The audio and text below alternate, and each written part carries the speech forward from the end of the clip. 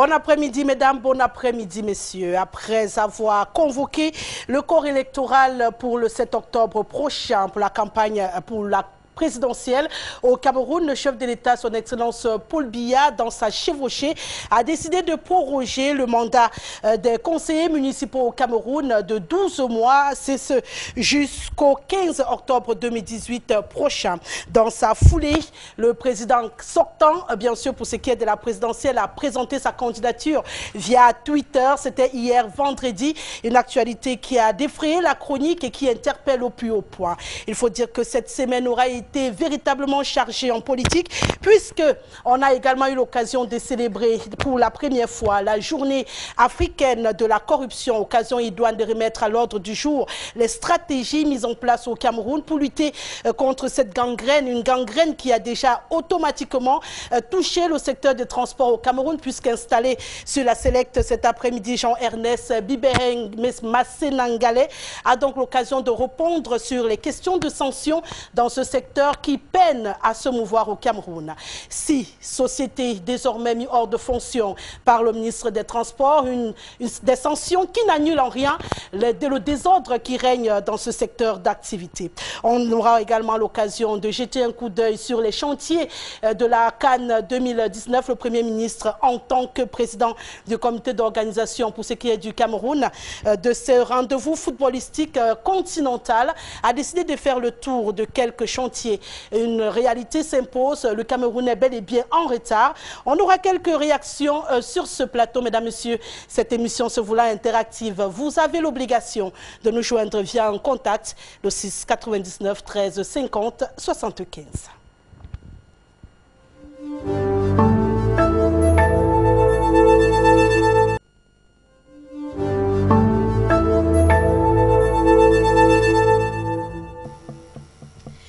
Bien sûr, on en parlera de long en large tout à l'heure. Le mandat des conseillers, on le disait encore en offre, prorogé jusqu'en octobre 2019 prochain. Et pour en parler, bien sûr, un panel, comme toujours, trié sur le volet. Je vais commencer par ma gauche. C'est vrai qu'on a tendance à dire honneur aux femmes. Je vais changer un tout petit peu la donne pour cet après-midi. Lui, il est conseiller municipal à la mairie de Douala Premier pour le compte du mouvement progressiste. C'est l'un des cadres du MP de Jean-Jacques Ekindi, qui a d'ailleurs présenté sa candidature aux élections présidentielles de cette année 2018. Monsieur Hilaire Zipan est avec nous. Bienvenue, Hilaire. Bonsoir à tous les téléspectateurs de LTM. Bonsoir aux chers Camerounais. J'ose croire que je serai à la hauteur de vos interpellations. Il y a encore quelques temps, vous demandiez à Clément Atangana de démettre le chef de l'État de ses fonctions, le président national du RDPC. Oui, je pense que ça va être d'actualité. Ça va être un des créneaux qui va nourrir certainement cette campagne présidentielle, parce que l'article 7, alinéa 2, est violé en permanence par le président de la République en fonction. Cette disposition est tout à fait claire. Je rappelle pour l'ensemble des téléspectateurs que le président de la République ne peut prétendre à aucune autre fonction que celui d'être président de la République. Autrement dit, il ne peut pas prétendre à une autre fonction élective. Or, le président de la République est en même temps président national du RDPC et président de la République. Donc nous devons croire que le Conseil constitutionnel va statuer sur ce point-là. D'ailleurs, le coordonnateur général du mouvement progressiste l'a dit, l'a rappelé. En 2004, il avait déjà porté l'escouade, mais je pense que cette fois-ci, c'est la bonne. Il ira jusqu'au bout avec le talent qu'on a eu.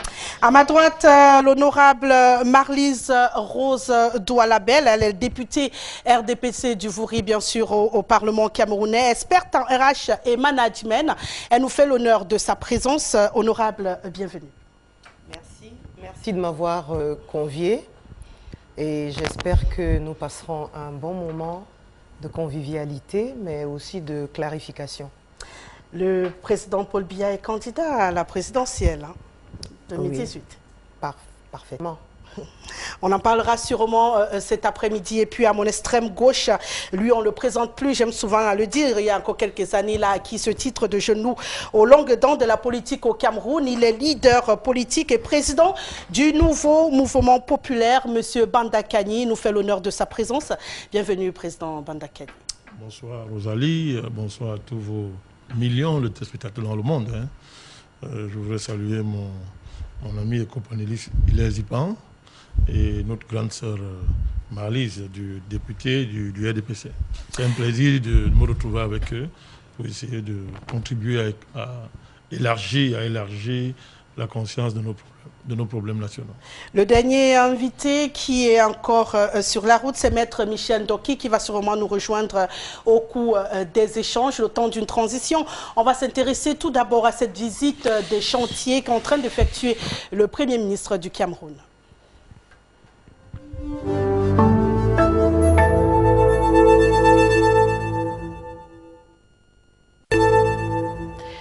Le Premier ministre Philemon Yanga a donc entamé une visite dans les différents sites choisis pour accueillir les rencontres au cours de cette Cannes 2019 à venir. Après la ville de Bafoussam le 9 juillet dernier, il s'est rendu à Garoua le 10, il est annoncé à Douala le 20 juillet prochain. Il va terminer avec Buea et Limbé le 21. Mais un constat est clair, à moins d'une, on va dire, une année du coup d'envoi hilaire de cette compétition. Un seul stade est sorti de terre, celui de Bafoussam. Olembe, Omnisport de Diapoma, en ce moment, véritablement en retard. Je pense que la curiosité vient du fait que 5 ans avant, nous savions bien que cette CAN devait se tenir à cette période. Nous avons eu même un bonus de prolongation. Mais toujours est-il que le chantier étant géré par ce que nous appelons mouvement progressiste, les militants parasites compradors du RDPC transformés en fonctionnaires, nous ne pouvons pas être prêts. Nous ne pouvons pas être prêts parce que dans des grands rendez-vous pareils, la caisse est unique pour les règlements des décomptes, pour tous ceux qui travaillent sur des chantiers pareils. Or, au jour d'aujourd'hui, nous avons gardé la procédure des passations des marchés publics pour résoudre un problème urgent. Et c'est pour cela que, entre les commissions, les descentes, vous avez complètement des interférences, des orientations qui font en ce qu'au moment où l'entrepreneur, qui est un expert, souhaite obtenir soit une avance, soit un paiement, il est englué dans l'administration. Et l'évaluation de cette administration dans la programmation d'un objectif comme celui-là, à savoir tenir la CAN au moment T, n'est pas évalué. Résultat de course, nous ne serons pas prêts. On va être comme un peu en 72, où on a joué avec des stades qui n'étaient pas pratiquement pas terminés, mais le but étant de jouer, par conséquent. Mais donc on peut conclure quand même qu'on aura cette CAN au Cameroun, même certainement si, au regard du retard tel que c'est organisé à l'heure actuelle dans la CAF, on fera avec ce qu'on a. Mais la grande fête populaire que nous attendons, elle ne sera pas au rendez-vous. Parce que regardez-vous, voyez-vous, pour la ville de Douala, vous avez vu dans quel état se trouve complètement la voirie municipale? Tout le monde peut en profiter, les hommes d'affaires, les hommes politiques, les artistes, tout le monde en profite en ce moment-là. Donc ça c'est un don pour nous. Nous avons toujours fait la part des choses entre l'obtention de la CAN et les querelles politiciennes. Deuxièmement, aucun Camerounais n'a intérêt aujourd'hui à ce que le Cameroun rate cette CAN. Aucun Camerounais qui aime ce pays. Parce qu'au-delà du gouvernement, c'est notre crédibilité, tout ce qui serait mis en œuvre. Dit que mais, un pays comme le Cameroun peut organiser la CAN. Donc nous sommes de ceux, et ce n'est pas un optimisme béat, comme semblait le dire mon ami Hilaire, c'est que le Cameroun a des capacités de corriger. Là, on a les capacités. Donc, moi, ce qui me plaît, c'est qu'il semblerait qu'au sommet, on ait pris conscience de ce qu'il y a eu trop de ratés. Trop de ratés. Il semble, je dis mais il semble, quand on voit le ton qu'a utilisé M. le Premier ministre, les mots qu'il a employés, je dis il semble. À partir de ce moment-là, notre souhait qu'on corrige ça, que le Cameroun organise sa CAN. D'accord. Oui.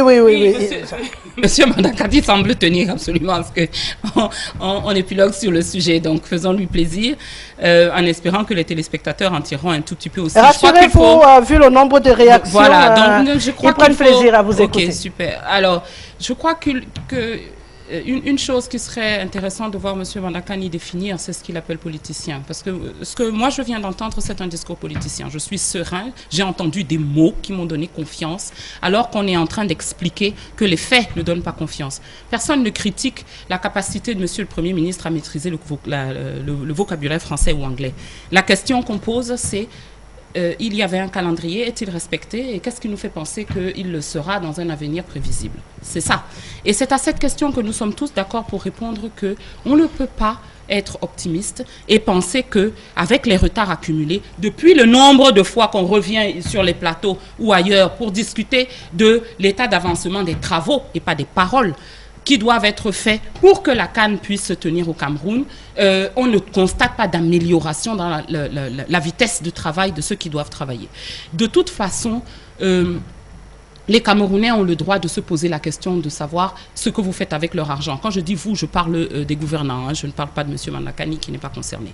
Mais aujourd'hui, est-ce que, avec les problèmes qu'ils sont les nôtres, et je récuse l'insinuation selon laquelle, quand on parle des problèmes qui sont les nôtres, on est forcément en train de parler de la guerre civile en zone anglophone aujourd'hui.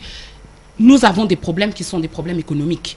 Nous n'arrivons pas à atteindre nos objectifs de croissance. Nous avons des problèmes de devises. Le cours du pétrole a chuté de manière drastique. Le prix du baril est à la moitié de ce que nous avions prévu. Nous avons fixé pour l'année 2018 un prix que nous ne sommes pas en train d'atteindre. Le cours du bois a baissé et nous n'arrivons plus à trouver de devises parce que nous n'avons pas suffisamment de ressources.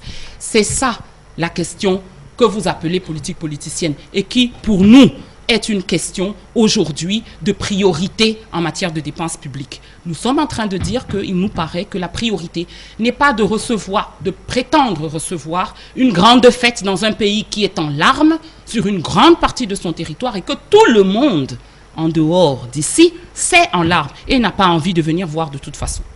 Ben, c'est pas un problème. Oui, honorable. Oui, bien sûr. Non, je pense que il faut... Permettez, Hilaire, vous avez tous envie de réagir à sa prise de parole, mais on va donner l'occasion à l'honorable d'y arriver. J'ai bien écouté toute la litanie, où elle a égrené un certain nombre de griefs, ou alors de situations, ou de faits, mais ça n'arrête pas un pays. Ça fait partie des difficultés dans le cours de la vie d'un pays. Et c'est pas ça qui va arrêter le pays dans ses ambitions ou alors dans le respect des engagements pris. C'est un engagement pris, cette CAN. Et maintenant, nous tous, nous avons intérêt, pour notre crédibilité, pour la crédibilité de notre pays, que cette CAN se tienne dans les meilleures des conditions. Maintenant, le reste, on peut épiloguer, on peut échanger, on peut, j'allais dire, critiquer.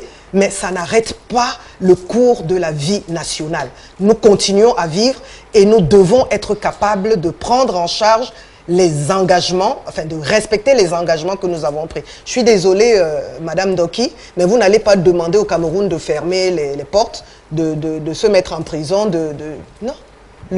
La vie continue et nous allons assumer ce qu'il y a à assumer. Bien sûr, on va assumer ce qu'il y a à assumer également avec, je vais permettre d'abord, avec Hilaire Zipan. Oui, non, je pense que Mme Doki a soulevé pas mal de problèmes et je pense que justement, je voulais me réserver... Elle a été trop large. Non, je pense que justement, je voulais me réserver le droit de restreindre un tout petit peu pour qu'on puisse évoluer dans l'émission également. J'ai l'impression, parce que je peux peut-être me tromper, qu'elle allait un peu trop loin. Non, le contrôle de la gestion du gouvernement est fait à l'Assemblée nationale.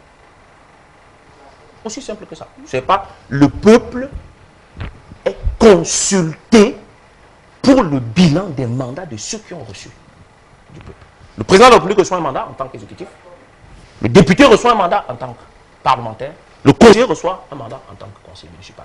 Et au bout, il y a un mode de fonctionnement quotidien qui se fait dans les institutions. Donc, s'il revient à pouvoir porter l'espoir au gouvernement, pour ce qui est dans la fonction républicaine d'un État, c'est au niveau du Parlement. Et à ce que je sache, le MRC est à l'Assemblée nationale. Cette question aurait pu être posée par le MRC à l'Assemblée nationale. Ça aussi, ce sera aussi un débat qu'on va faire pendant cette campagne. C'était la dernière réaction, celle du président Mandakani, sur cette question de chantier. Vous savez, je suis dans l'euphorie de mettre... je vois qu'elle est vice-présidente des femmes du oui, MRC. Oui, bien sûr. Et du coup, bon, je ne veux pas l'embêter. Maître Awassou Mispa, si je ne me trompe pas. Voilà, je ne veux pas l'embêter, mais ce qu'on va dire, c'est que je suis d'accord avec elle qui rappelle cette division du travail politique dans le pays. Et lorsqu'on est dans les institutions, on y est ou on n'est pas. On n'est pas dedans, ou on n'est pas dedans, en même temps on est dehors. Donc, quand on est dans les institutions, on assume ça jusqu'au bout. Donc, il est important de rappeler cette division du travail entre le Parlement et l'exécutif. Deuxième chose, c'est que, en toute humilité, je ne découvre pas la bonne gouvernance. Je ne découvre pas ça. Surtout certains découvrent la bonne gouvernance quand ils sont plus au gouvernement. C'est ça qui est terrible. C'est-à-dire on découvre la bonne gouvernance quand on n'est plus au gouvernement. Mais quand on est au gouvernement, la bonne gouvernance n'est pas le souci. C'est-à-dire qu'on est carrément myope sur les exigences de la bonne gouvernance. Il faut qu'on soit clair. Ce qu'elle a dit, tout le monde le dit ici. Nous l'avons tous dénoncé sur le plateau. Mais aujourd'hui, est-ce que nous avons intérêt à ce que le Cameroun perde sa canne? Moi, j'ai dit non. C'est la canne du Cameroun. Alors, évidemment, je t'ai entendu tout à l'heure que ça ressemble le MRC. Je vous laisse ce droit. Je vous laisse ce droit-là de faire ça. Je peux continuer à parler. Je peux continuer à parler, Madame Dorki. C'est la canne des dirigeants. Oui. Je peux continuer à parler? Mais bien sûr que vous pouvez continuer. Quand vous parlez, je ne vous interromps pas. C'est ça aussi. C'est ça aussi la bonne gouvernance. Je t'ai envie de dire, c'est cette tradition d'être en même temps dans les institutions et dans le maquis. Il y a des partis politiques qui sont très à l'aise avec ça, dont le MRC. C'est la canne du Cameroun. Le président Biya, c'est le président du Cameroun. On ne peut pas en même temps dire que c'est l'agent des Camerounais et dire que ce n'est pas la canne du Cameroun. C'est une grosse contradiction et les gens nous entendent. On ne peut pas dire que c'est l'agent des Camerounais, en même temps vous dites que ce n'est pas la canne du Cameroun. C'est la canne du Cameroun. Donc nous n'avons aucun intérêt à ce que nous perdons cette canne. Parce que comme je le dis, il y va de la crédibilité de notre pays et de son image. Je terminerai en disant ceci. Souvent, lorsqu'il y a les pleurs dans un pays, et venant d'une femme, je peux comprendre ça, les pleurs, mais c'est le moment de faire aussi la fête. Parce qu'on ne peut pas laisser un pays dans les pleurs. La canne, c'est une bonne chose. Nous sortons des guerres, nous sommes encore en guerre, Boko Haram, et ce qu'on appelle crise anglophone. Mais pourquoi est-ce qu'un moment de fête, qui en plus a cet effet multiplicateur d'unité, qui peut rassembler les gens autour de la nation, autour de l'idée d'un Cameroun, c'est une mauvaise chose. On ne peut pas dire que la canne n'est pas utile parce qu'il y a la guerre, parce qu'on est en pleurs. Donc, moi, je suis de ceux qui pensent que, au-delà des insuffisances, au-delà des tares que tout le monde dénonce, au-delà de l'incompétence qu'on retrouve dans notre administration, et nous ne sommes pas les seuls à le dire, même son chef est devenu un expert dans la dénonciation des tares de l'administration Cameroun, le président Biya. Mais il va même très loin dans la dénonciation des tares de l'administration. Donc, dit ce que tout le monde dit, ce n'est pas faire une grande prouesse. Nous disons qu'au-delà de ça, nous ne perdons rien à tout faire pour que notre canne soit organisée chez nous et que le bonus en termes d'image qu'on va y tirer soit partagé par tous les Camerounais dans tous les secteurs, dans tous les secteurs respectifs. On va faire plaisir à quelques Camerounais. Salut à tout le plateau. Les Camerounais veulent vraiment que cette canne s'organise une fois de plus, mais le gouvernement s'expose une fois de plus avec sa mauvaise gouvernance. C'est Charlie depuis Douala Yassa qui écrit. Voilà. Pour lui, le Cameroun veut bien, mais il faut que quelque chose soit fait. Vous dites qu'on nous a confié l'organisation de la CAN à 16 clubs et non à 24 et dont nous sommes en train de relever un défi. Lorsque les Bamenda prennent les armes pour déstabiliser le pays, on devrait arrêter de vivre. C'est Mbaga Antui qui écrit ce matin. Bonsoir le panel, disons des choses réelles. Le Cameroun n'est pas prêt pour le moment pour organiser cette CAN. Honorable est convaincu que l'heure actuelle, son président n'est jamais capable de surveiller quoi que ce soit. La preuve, l'argent collecté pour l'assistance humanitaire dans les régions anglophones servira à quoi? C'est un autre débat, hein. On le fera, rassurez-vous. Bon, quand c'est aussi long en anglais, j'ai un petit souci. Good afternoon. Non, rassurez-vous, j'y vais toujours. Okay. Hein, okay. Même quand je joue à me la monter un tout petit peu, j'ai mis col parce qu'on est un Cameroun bilingue. Ils sont très nombreux à participer très souvent.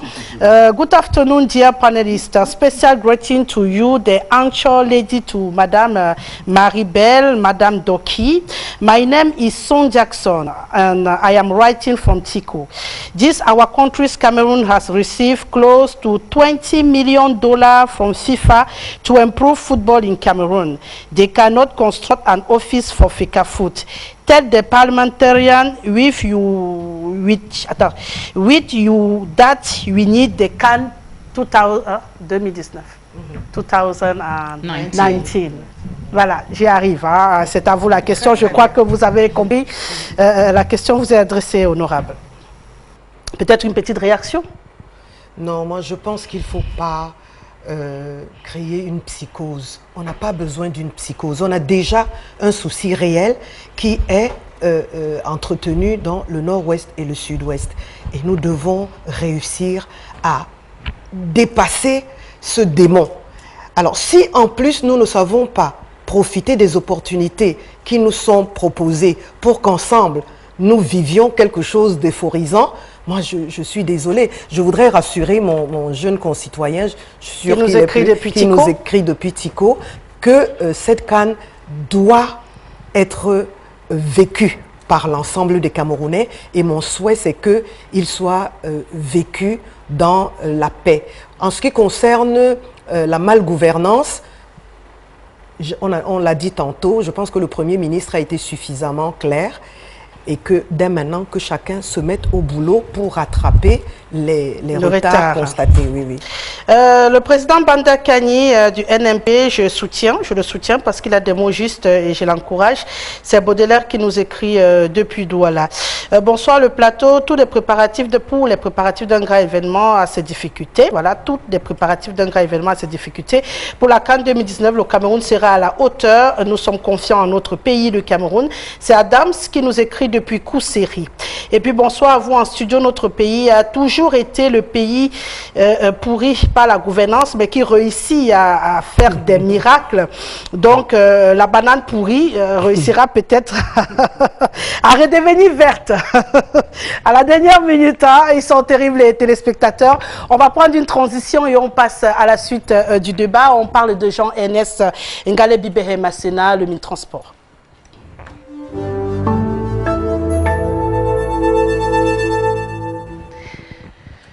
La question, elle est à l'ordre du jour. Est-ce que la corruption a déjà gangréné le milieu des transports? Jean-Ernest Ngale Bibere Masséna a décidé de suspendre 6 compagnies de voyage. Je vais les citer: Charité Voyage, Élégance du Noun, Alliance Voyage, Super Mifi Plus Voyage, Faco Travelers et Butrans Voyage. Tous sont suspendus pour fonctionnement de manière clandestine, on va le dire comme ça, ce sont des transports interurbains.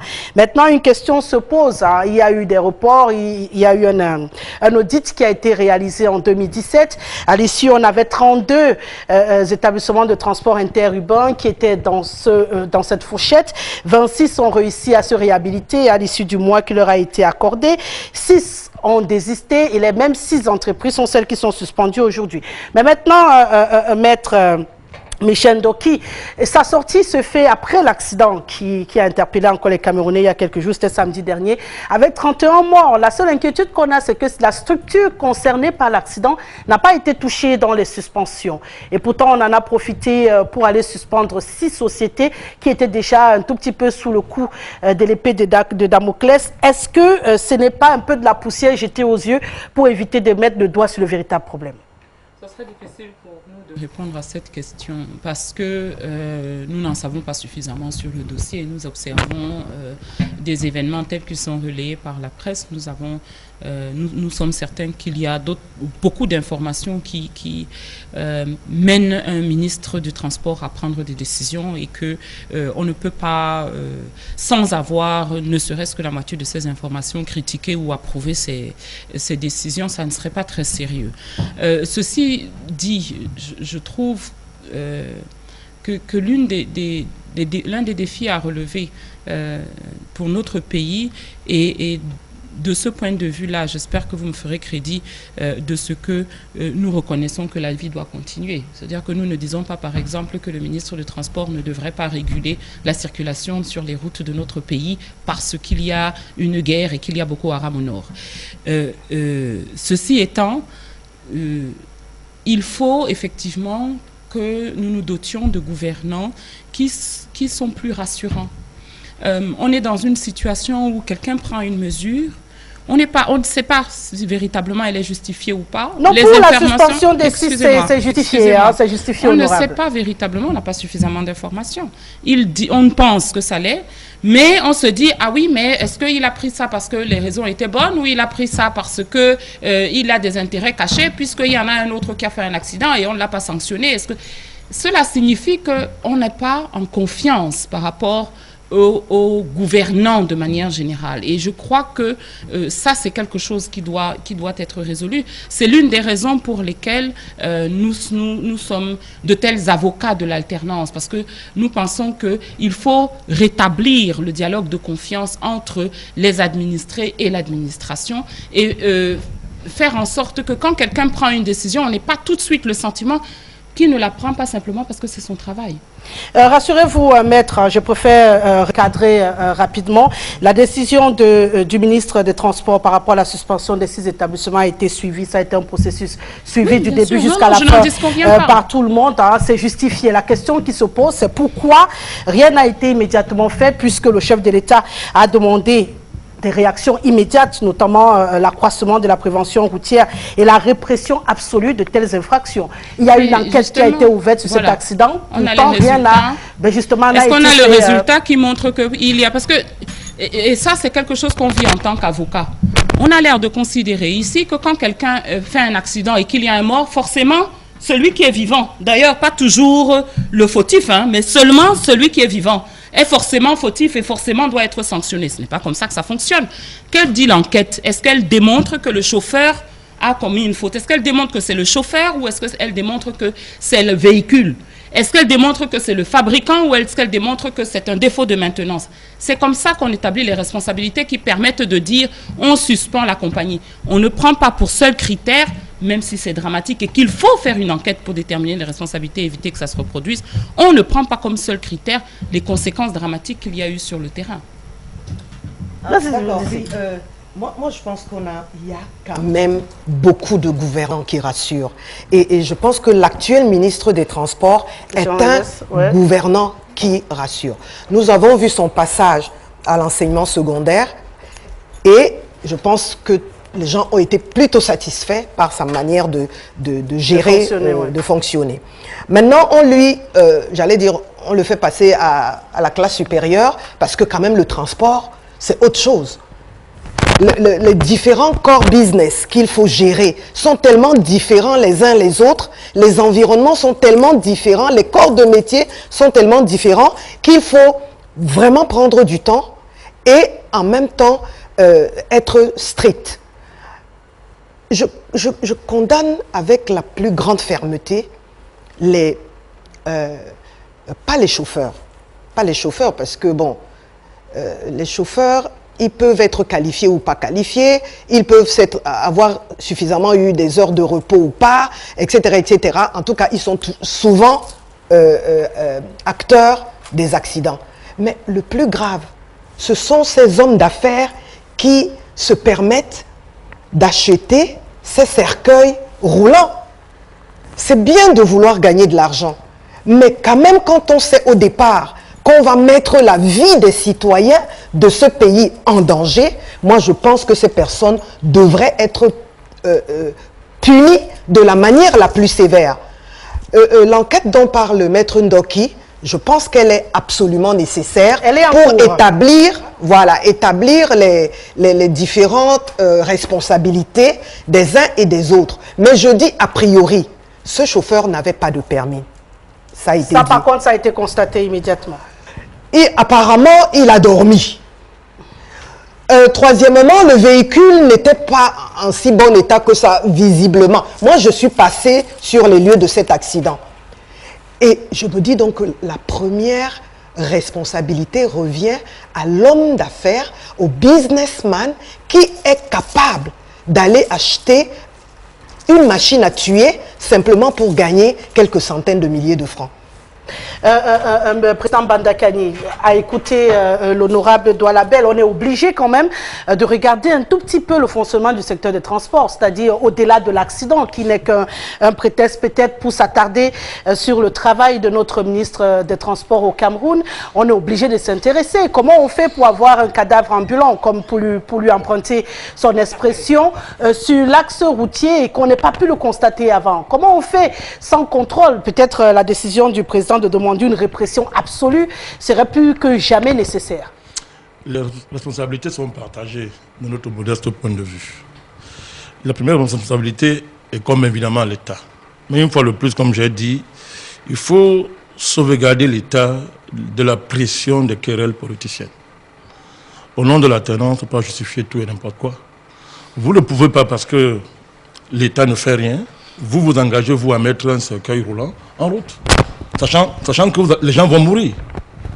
Et après, quand les gens meurent, on dit c'est l'État. Non, il faut qu'on soit sérieux. C'est comme si on me disait, bon, comme... Le promoteur n'a rien dit. Je vous ai demandé tout à l'heure, Madame la vice-présidente. Et oui, je suis terriblement indisciplinée, toutes mes excuses, mais c'est vous qui provoquez aussi. Vous dites de ces choses. Je vous en prie, continuez. Vous avez décidé que ce que vous dites est très doux et n'est pas provoquant. Oui, je suis une femme, je viens d'être élue. Je ne suis voilà que pourquoi douceur. je vous ai donné tous les droits tout à l'heure. Je vous en prie, malgré tous les droits que je vous ai donnés, permettez-moi de parler. Donc je tente de dire que c'est comme si je disais que bon, comme le pays fonctionne mal, je brûle ma maison, je tue mes enfants. C'est de cela qu'il s'agit. Point de départ. Non. Mais maintenant, quand on a dit ça, posons les vrais problèmes. Le problème de transport au Cameroun, comme dans d'autres secteurs, pose pas d'un fait. La demande est largement supérieure à l'offre. Donc ça fait un déséquilibre. Ça crée une asymétrie qui oblige l'État à travailler dans l'urgence. Non seulement l'État, même les acteurs qui opèrent dans le secteur, à travailler dans l'urgence. Deuxième remarque, c'est que nous avons choisi, y compris les opposants, que les secteurs comme ceux de transport doivent être soumis à la loi de l'argent et du profit. La marchandisation d'un secteur qui est un secteur vital. C'est comme la santé, c'est comme l'éducation. Alors quand on a un choix de société qui marchandise tout, y compris les secteurs vitaux, et qu'on me parle d'alternance, je me demande quelle est la différence entre ceux qui prônent l'alternance et le pouvoir. Parce qu'au niveau des choix essentiels, vous partagez la même vision de la société. Donc nous disons qu'il y a des secteurs comme ceux-là qui ne doivent pas être marchandisés. Donc, ça pose un choix fondamental de société. Dans le problème du transport chez nous, c'est que depuis au moins 20 ans, l'État a démissionné cette affaire. Il n'y a plus de transport, petit transport d'entreprise. Il n'y en a plus. Il n'y a pas. D'où la débrouillardise s'est installée. Et lorsque vous osez soumettre un secteur aussi vital de la vie publique à la loi de la débrouillardise, vous attendez à quoi? À quoi? À cette impuissance, n'est-ce pas, de l'État qui va gesticuler dans les sanctions permanentes. Lorsque vous sanctionnez 1, 2, 3, 4, 5, 10 fois et que ça produit les mêmes effets, il y a un problème. Il faut réfléchir autrement. C'est en cela que nous appelons une fois de plus à l'avènement qu'on reparte avec une vraie politique de transport. De transport commun. Et que ce secteur-là ne soit pas soumis à la loi de l'argent. De l'argent. Comment échapper donc à la loi de l'argent? Mais quel État? Puisque les employés étant mal payés sont obligés de faire les heures sup avec des conséquences comme celle-là d'un chauffeur qui finit par s'endormir. Je vous dis pourquoi. On va aller au fond de l'affaire. Lorsque vous marchandisez un secteur, dans un pays où vous avez donné le droit à des ministres, des hauts fonctionnaires de devenir des hommes d'affaires, s'ils savaient qu'il y a des ministres qui ont les compagnies de transport, vous voyez le genre de collision qu'on va gérer, ce n'est pas ce ministre-là qui va être très très en train à accepter qu'il y a une forte régulation de l'État dans le secteur. Donc il y a des éléments qui sont là clairs. C'est pour ça que nous disons qu'il faut que l'État reprenne, l'État l'a fait par le passé, une politique de transport commun. Ce n'est pas l'argent qui manque. L'État peut investir, il y a l'argent pour trouver l'argent maintenant. Ce n'est pas l'argent qui manque. Pour revenir à une politique de transport en commun. 2, une véritable force de régulation. C'est-à-dire qu'il commence à partir du moment où un monsieur dit qu'il veut investir dans le transport, mais qu'on lui donne les standards et qu'on l'oblige à respecter ça. Ce n'est pas sa compagnie.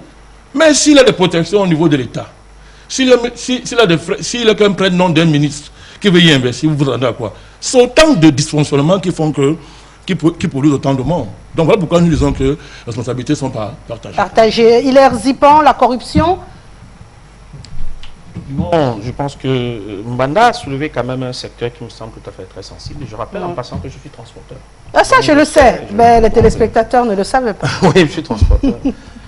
Non, je pense que Mbanda a brillé, certainement dit une partie de ce que je voulais développer. Le secteur transport dans notre pays, il est naturellement bien organisé. C'est l'application qui crée un problème. Et là, Mbanda a soulevé ça très aisément. La deuxième chose, c'est que on a libéralisé un secteur de l'économie sans ne pas encadrer plus ou moins la survie de ceux qui au quotidien participent à cette activité. Autrement dit, on a permis à la finance de s'ingérer dans un secteur sans ne pas réguler ceux qui en fait sont vraiment les transporteurs. Le transporteur même ou celui qui est en responsabilité, c'est le chauffeur. Et là, on ne l'a pas encadré dans le paiement de ses droits et consorts. On n'a pas encadré également dans ses heures de repos. On ne l'a pas encadré dans un certain nombre de choses. Dans son recrutement. Il y a là un manquement. Il y a là un manquement. Un grand manquement. Premier problème. Deuxième problème, on a que, comme c'est un secteur extrêmement sensible, il y a que le gouvernement ne peut pas interférer pour réguler nécessairement par les textes. Parce que si elle régule nécessairement par les textes, comme disait un peu Mbanda, ça nous obligerait certainement de rentrer dessus avec les fonds de l'État. Or, nous avons en même temps choisi de faire une économie complètement libérale, mais en même temps, on ne peut pas réguler quelque chose qu'on a choisi. Donc, il y a là un truc à double tranchant. Mais je ne vais pas beaucoup plus m'attarder là-dedans. Mais revenons là-dessus. Quel est l'outil du transporteur? C'est la voie. Ça, c'est l'outil commun. Sur la voie, vous avez qui? Vous avez la voie publique. C'est l'outil. Vous avez le particulier, c'est-à-dire que celui qui a sa voiture qui roule. Il roule sur cette voie-là. Vous avez le professionnel, transport marchandises. Vous avez le transport par carte.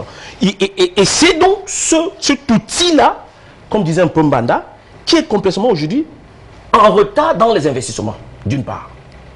Premier élément. Deuxième élément... Donc la route indexée au premier chef. Oui. La qualité de la voirie. Non, elle n'est plus adaptée. Je prends, elle n'est plus adaptée beaucoup plus par les exigences de l'économie telle qu'à l'heure actuelle. Je prends le cas de, pour que les personnes comprennent, Douala Yaoundé. Quand vous vous levez à 5 h du matin, si vous voyez le nombre de bus qui montent à 5 h, compte tenu du besoin de Yaoundé, quand vous voyez le nombre de camions qui montent parce qu'il faut ravitailler les stations Yaoundé, quand vous voyez le nombre de particules qui montent parce qu'il faut gagner la famille, c'est tout le monde emprunte cet outil. Et là, Mbanda est arrivé, et là je vais compléter maintenant, je prends donc bien le mal. Maintenant, quels sont les autres départements ministériels qui interviennent sur l'outil? Il y a là maintenant le ministère des Travaux publics. C'est lui qui est en charge de pouvoir faire... Ce n'est pas le ministère des Transports. Voilà le premier problème. Parce que c'est lui qui régule, c'est lui qui fait les paysages, c'est lui qui fait ceci. Ça, c'est le ministère des Travaux publics. Vous avez maintenant ceux qui contrôlent. Ils sont pas sous la supervision du ministère des Transports. C'est le CED, c'est la gendarmerie. Est-ce qu'il y a également? Vous avez ceux qui contrôlent, c'est la police. Et de l'autre côté, vous avez le besoin financier. La partie où le ministère des Transports intervient, c'est dans les préventions routières. Vous les voyez quelques jours. Oh, ça aussi, les gars, se sont passés outre mesure leurs compétences pour faire maintenant même du contrôle. Et vous voyez donc, il a une partie mini, mais il régule en lui. Donc, en fait, le ministère des Transports n'a que l'autorisation administrative. Ouais. Et donc, quand vous voyez le ministre Ngale qui arrive à peine il y a 2 mois, soulever un problème comme ça, là, le traiter avec une coordination gouvernementale, c'est très long. Mais toujours bon, 4 mois maintenant. Oui, ça fait 4 mois. Oui. Mais toujours, qu'est-ce qu'il a fait depuis 4 mois? Bien. Il faut une descente concrète sur le terrain. Non, je ne fais que le point. Hein, laissez que j'y arrive. Je suis transporteur et je suis membre d'un syndicat. Le ministre a mis en place, ce qui n'était pas dans le cadre de son protecteur, des rencontres périodiques avec, d'une part d'abord, ceux qui sont des professionnels de transport, c'est-à-dire que les syndicats que nous sommes. Ensuite, c'est de traiter les problèmes. Par où commencer? C'est-à-dire qu'on met le tabloïd de tout ce problème-là et on essaie de traiter. Je vous raconte une histoire que j'ai vécue personnellement. Peut-être en 30 secondes. En 30 secondes. Le ministre, personnellement, a été victime de quelque chose lui-même sur la route de Yaoundé. Il venait lui-même à Douala. Il a trouvé certainement des gendarmes qui étaient sur la voie publique. Il les a arrêtés. Il a fouillé ces gendarmes. Je vous dis, c'est authentique. Il a fouillé ces gendarmes. Et sur les gendarmes, chacun avait 150 000, 200 000, 300 000. Avait-il la capacité de les sanctionner? Non. Il fait un rapport. Honorable le ministre des Transports, sur le bon axe, si on peut conclure. On ne peut pas les sanctionner.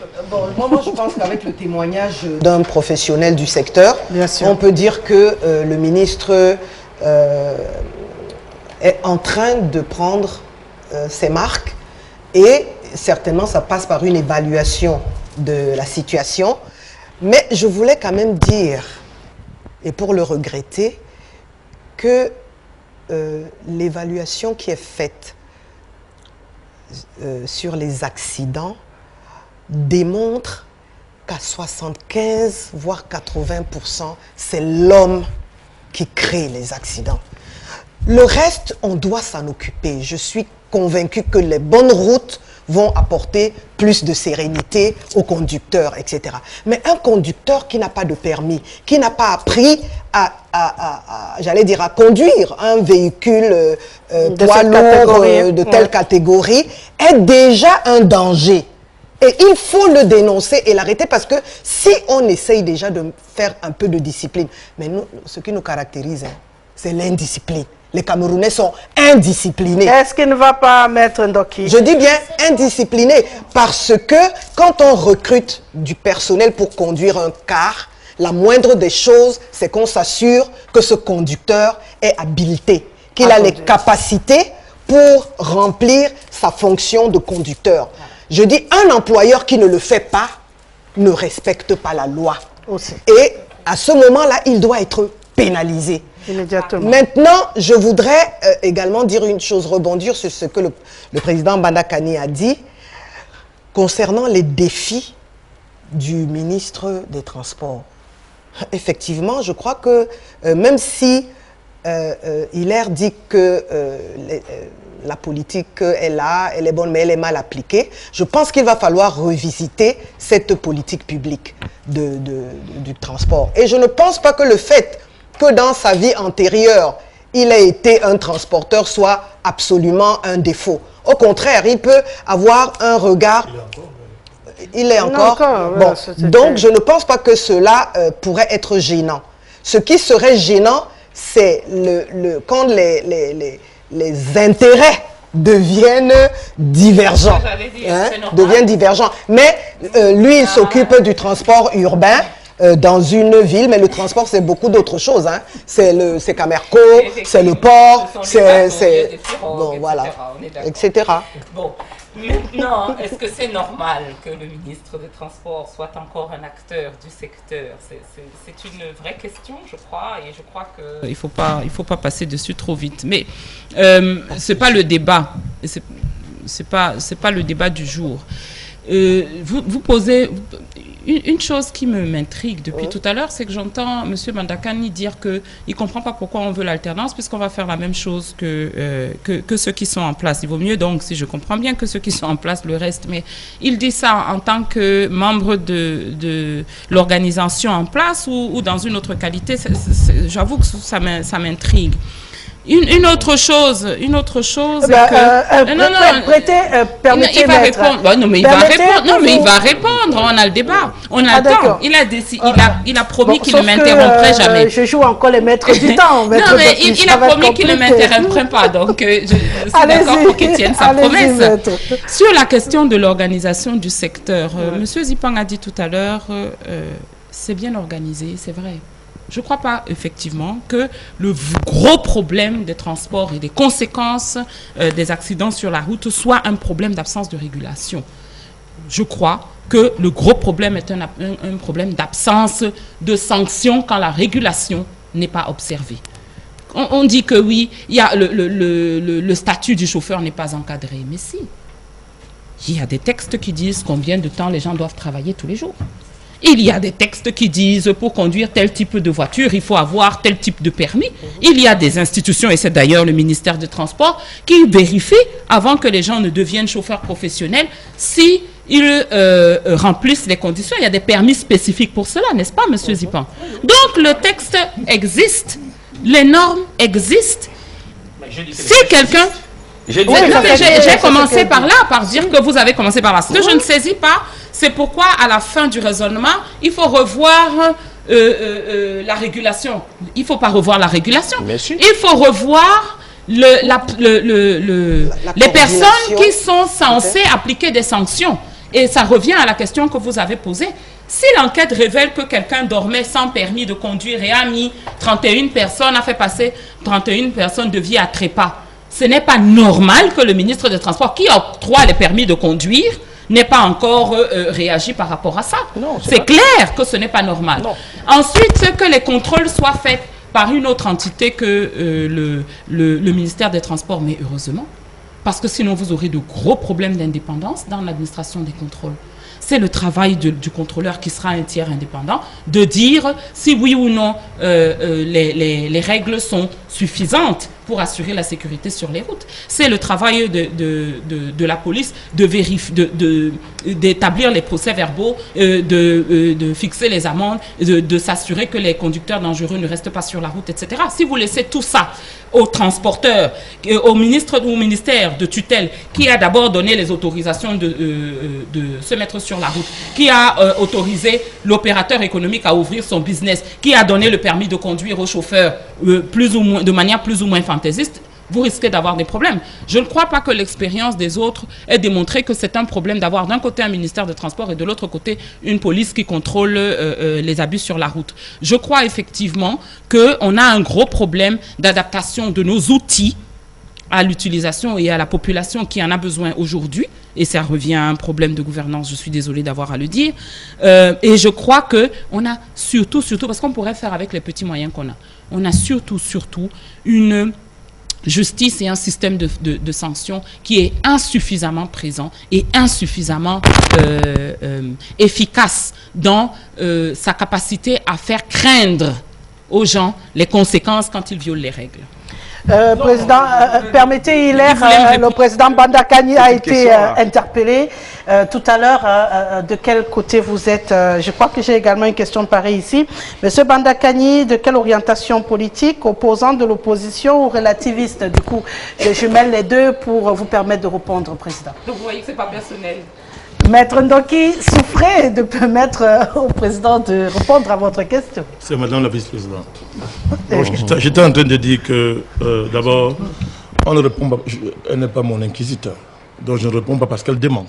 Bien sûr. Je réponds pour clarifier. Premièrement, je ne suis pas quelqu'un qui découvre l'opposition une fois que je suis plus au gouvernement. Ça fait bientôt 30 ans que je suis dans la vraie opposition. C'est-à-dire... Je peux continuer, madame la modératrice? Bien sûr, président. Vous avez toute votre parole. Vous voyez, ça va être compliqué. Vous l'avez, votre compliqué parole, parce que si c'est comme ça que le pays sera géré une fois que madame Ndoki sera au pouvoir, on a des raisons d'être inquiet. En plus, vous êtes devin. Donc, j'étais en train de dire ceci, que moi, je n'attends pas d'être chassé du gouvernement pour découvrir l'opposition. Ça fait 30 ans que moi j'y suis. À la différence que la conception que j'ai de l'opposition n'a rien à voir avec celle de Mme Ndoki. Moi, je m'oppose à un système. Un système qui organise un jeu pour tromper les Camerounais entre les Mme Ndoki et ceux qui font semblant de combattre. Donc voilà la différence. Donc, elle me demande, je réponds que j'ai dit ça. Je réponds en tant que celui-là. Ça fait 30 ans que je suis ici. Et j'ai une telle liberté pour soutenir les institutions de mon pays quand ils font ce qui est bien, pour soutenir le chef de l'État qui a le mandat des Camerounais. Dans des élections régulièrement organisées, dans lesquelles participe le parti de Mme Ndoki. Et ils vont encore participer, là, dans un cadre électoral clair. Ils n'ont rien fait pour le changer. Et demain, ils vont dire que le président n'est pas légitime. Ils n'ont rien fait pour le changer. Vous êtes d'une mauvaise foi affligeante. Bon, non, mais c'est difficile de rester silencieux quand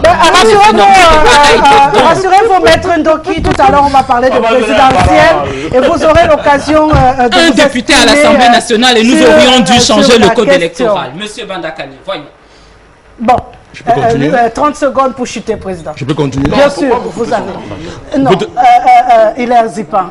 Je suis encore modératrice. Tenez compte, madame. Merci de me l'accorder. Tenez compte du temps de parler comme arrache à tous les rassurez-vous, je comptabilise, président. Voilà, donc j'étais en train de dire que le président du Cameroun, tant qu'il a le mandat du peuple camerounais, qu'il ne gagne pas des élections transparentes en rapport avec le code électoral, je le considère comme le président et je le soutiens. Donc, voilà, je réponds, je réagis en tant que ce citoyen-là et en tant que leader politique de cette dimension-là. Donc, c'était pour le répondre. La deuxième chose, je ne répète pas les concepts qui viennent comme ça de l'étranger pour le plaisir de répéter. Le concept de gouvernance, ça a quelle valeur scientifique? Ça a même quelle valeur politique? Les gens s'asseyent quelque part, inventent un concept et on terrorise tout le monde avec ça. J'ai la liberté de ne pas reprendre ce concept-là. Moi, je parle de gestion, je parle de régulation. Je suis sur le concept de gouvernance. Je pense que quand on est un leader politique, on peut interroger les concepts avant de les exploiter. On peut les interroger pour voir leur pertinence. D'autant plus que le contenu de la gouvernance, quand on regarde le monde entier, on voit que ceux qui donnent les leçons sont les pays les plus mal gouvernés. Ceux qui ont inventé l'affaire-ci et qui nous imposent ça sont les plus mal gouvernés. J'ai les chiffres, on peut démontrer. C'est un débat dessus, je viens. Je démontre ce que je suis en train de dire. Donc, je voulais la rassurer que je réponds en tant qu'un opposant au système. Moi, je combats un système. Je ne combats pas quelqu'un. Je ne suis pas pour l'alternance, Tout le monde le sait. Hein. Je le dis depuis bientôt 20 ans, 10 ans. C'est clair. Donc, pour revenir à la question du transport proprement dite, Madame la vice-présidente elle-même reconnaît que, elle dit à M. Zipan que ce n'est pas un problème de régulation. Elle le dit, tout le monde entend. Ce qui suppose que, d'après elle, les tests tombent bons. Il n'y a pas, c'est un problème d'application. Alors, ça veut dire qu'elle reconnaît que dans l'État, il y a des choses qui sont bien faites. Madame, laissez-moi parler. Vous avez un problème, hein, madame la vice-présidente. Oui, en gros, mais bon, alors, je vais vous laisser finir et j'espère que je vais pouvoir... Alors, lorsque vous avez dit à M. Zipan que ce n'est pas un problème de régulation, je n'ai pas demandé à quel titre elle le dit. Elle a seulement dit une chose qui est normale. Parce que chez nous, il y a un problème d'application des tests. Mais moi, je vais au-delà. Ce n'est pas un problème. Les tests là sont désormais inadaptés. Ces tests sont inadaptés, ne correspondent plus aux besoins, aux exigences de la demande dans le pays en matière de transport. Moi, je vais plus loin. Donc, on n'a pas seulement un problème de régulation, on a un problème de créer, de réinventer un secteur du transport sur des bases nouvelles. C'est de cela qu'il s'agit. Tout à l'heure, la question du ministre qu'elle a posée, pour une fois, j'étais d'accord avec elle. Moi, je me pose un problème à savoir que le ministre des Transports est le même propriétaire, patron d'une entreprise de transport, qui a des performances que tout le monde sait. Mais lui, au moins, il a osé de vouloir relancer une entreprise de transport en commun. Il faut que l'État reprenne cette affaire pour prolonger, amener ça au niveau de la demande. Ne serait-ce qu'en partie. C'est ce que nous disons. Donc, je ne suis pas seulement au niveau de la régulation, madame la vice-présidente, avec tout le respect que j'ai pour vous. Je vais plus loin. Il faut réinventer le transport au Cameroun. Ce projet-là, c'est un projet qui incombe à tous les partis politiques, à tous les acteurs de notre pays. Merci. Hilaire Zipan, vous aviez également 2 réactions après la prise de parole. Deux petites réactions. J'ai l'impression que Maître Ndok, qui peut-être trop comment sur le plateau, va vite, il faut qu'elle perçoive très bien les mots quand on les prononce. Dit que la régulation est bonne, à son application qu'elle est difficile, ça veut dire qu'il y a un problème de coordination. C'est parce que j'ai dit qu'il y a un problème. Je n'ai pas dit qu'il y a un problème de coordination qu'on ne va pas comprendre comme ça. Donc il y a un problème de coordination, régulation et contrôle. Je connais très bien les distinguos. Je connais très bien le distinguo, comme je vous ai dit tantôt, que celui qui contrôle le gouvernement, c'est le Parlement. Je ne veux pas le dire, ne dis pas que je n'ai pas compris. Donc, notre problème, c'est qu'on peut aller dans le détail, si vous voulez que je vous parle. Je vais vous prendre un exemple très simple. Dans le détail un peu raccourci, très simple dans l'application. D'accord. Est-ce que vous savez que dans les textes du Cameroun, il est strictement interdit à quelqu'un qui n'est pas camerounais d'exercer l'activité de transport? Ben, ils ont compris. Voilà, vous savez à qui je m'adresse. Bien entendu. Mais bien entendu, c'est fait. Ça se fait au quotidien. Je peux vous en citer plein. Non, moi je ne sais pas à qui vous vous adressez. Pas Mais non. Vous ne connaissez pas? Non. Allez jusqu'au bout. Bolloré fait quoi? Conseil. Bon, voilà, très bien. Je ne sais pas. Je m'arrête là-dessus, point. Voilà, donc voilà. je peux réagir. Si vous voulez que je soulève ce débat, je le soulève. À une autre occasion. Terminez, point, je mets point. À une autre occasion, conseiller Hilaire Zipan. Bon, on n'entre pas que j'entre dans les trucs, parce que je vais là-dedans. Je peux dire que c'est l'occasion pour moi de saluer, bien entendu, la capacité du ministre à comprendre qu'il est dans un secteur extrêmement sensible. Et pour lui, pour le faire, il essaie de faire la passerelle. Parce que lorsqu'on veut innover, lorsqu'on veut faire avancer, on négocie. C'est la base. Merci, cher. Honorable, pourquoi vous ne posez pas ce problème à l'Assemblée nationale? C'est pas moi qui pose la question, c'est un téléspectateur qui est en train de suivre. Pourquoi cette question n'est pas posée à l'Assemblée nationale? Et il précise, est-ce que vous êtes soumise à la discipline du parti dans ce cas? Non. C'est une question du peuple. Oui, non, mais la question est très bonne. La question est très, très bonne.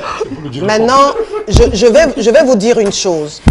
Je souhaiterais que quand vous avez une petite minute, que vous êtes de passage à Yaoundé et qu'il y a session, que vous veniez à l'Assemblée nationale parce que ce sont des sessions publiques.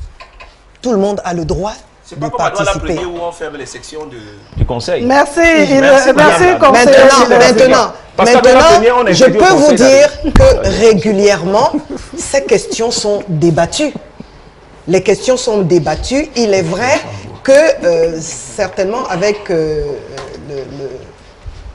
la loi des finances de 2019, nous allons avoir certainement la présentation des programmes et plans d'action de Monsieur le ministre du Transport. Ça sera encore l'occasion de bien nous assurer qu'ils sont en train de répondre à un besoin vital d'une population qui sollicite la mobilité à tout bout de champ. Et c'est pour ça que je suis d'accord avec le président Banakani que cette politique publique devra forcément être relue pour qu'elle soit adaptée à la situation actuelle et au niveau du besoin tel qu'il est exprimé actuellement. Donc, je vous rassure que ce sont des problèmes qui sont régulièrement débattus. Et je vous rassure également que la discipline du parti intervient généralement au moment du vote. Mais au moment du débat, le débat est libre. Et tout député qui est conscient du fait qu'il représente le peuple du Cameroun et qu'il doit s'enquérir de ce que l'exécutif est bien en train d'aller en direction de la réponse attendue, eh bien, ce député pose ses questions et il a les réponses de l'exécutif. Ce que nous n'avons pas encore à l'Assemblée nationale, c'est la possibilité de revenir plusieurs fois. Ça, le Sénat a réussi à le mettre en place. C'est-à-dire que quand un député pose sa question, si le chef de département ministériel répond, si le député n'est pas satisfait, nous aimerions qu'il puisse reformuler, renchérir pour avoir une clarification. Et pour l'instant, c'est impossible. Pour l'instant, on ne le fait pas. Il faut dire les choses telles qu'elles sont. C'est public, tout le monde peut le vivre. Mais nous aussi, nous avons déjà la petite expertise qui nous permet en une question de bien faire comprendre au ministre ce que le peuple attend comme réponse. Merci.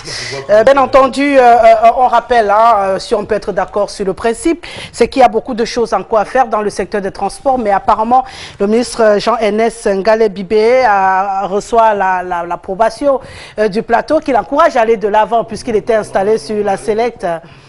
Non? Non, je demande, non? Non, vous allez de quoi? Non, il faut dire. D'accord. C'était juste pour vérifier. L'opérateur du secteur. Il ne faut pas se dire. Non, attention. C'est ce que je suis en train de dire. On encourage les encouragements. Surtout que les mots ont véritablement leur sens sur ce plateau cet après-midi. Et ils sont suivis au moindre détail. En une minute, maître. Je voudrais me désolidariser de ce concert. D'accord, on ne l'encourage pas. Non, justement. Vous essayez, et c'est exactement ce que j'essaye de dénoncer. Contrairement à M. Mandakani, nous ne voulons pas nous enfermer dans une posture. Pour nous, être opposant n'est pas une carrière. Ce qui est une carrière, c'est être dirigeant. Donc, nous ne sommes dans l'opposition que pour l'instant. D'ici un peu moins de 90 jours, ça devrait changer. Et ce que nous voulons, c'est avoir la possibilité, effectivement, de proposer et de mettre en œuvre une autre manière de diriger le pays. Donc, en attendant, on n'est pas obligé, parce qu'on n'est pas encore arrivé là, d'être en désaccord sur tout. Est-ce que vous demandez si on approuve? Bien sûr que l'on approuve le ministre des Transports quand il sanctionne des personnes qui sont en marge de la régulation, évidemment. Est-ce que nous pensons que d'autres choses peuvent être faites? Je crois que cela a été largement débattu, mais ça ne veut pas dire que, sous prétexte que nous sommes un parti d'opposition, nous sommes contre ce que le ministre fait. Encore qu'il y a une différence entre le gouvernement et le parti politique, il me semble qu'on ne le dit pas suffisamment. On rappelle en passant que votre candidat, c'est Maurice Kamto du MRC, qui a d'ailleurs posé également sa candidature pour la présidentielle 2018. On parle justement de corruption. On était déjà en plein à l'intérieur, mais on fait un saut vers l'avant puisque la CONAC appelle pour l'instant à lutter contre la corruption au Cameroun. La Commission nationale de lutte contre la corruption qui a célébré pour la première fois la journée africaine de la corruption. Il s'est agi d'atteindre de la lutte contre, ils ont mis journée africaine de la corruption, c'est écrit ainsi, je l'ai répété, mais on comprend entre les lignes que c'est de lutte contre la corruption. Il s'agit donc d'atteindre une masse critique d'acteurs prêts à dire non à la corruption dans les services publics honorables. Dans les services publics. Une caravane s'est fait entendre. Pour qu'on dise non à la corruption dans les services publics, ils ont fait des réunions, ils ont marché à Douala, parce qu'il paraîtrait, juste pour vous mettre sur le pas, que Douala est en tête des listes. C'est le mauvais élève pour les efforts de lutte contre la corruption. C'est pourquoi ils ont choisi Douala pour venir planter ce décor. Sauf qu'ils ont mis des fixations sur les plaques anticorruption collées dans les bureaux.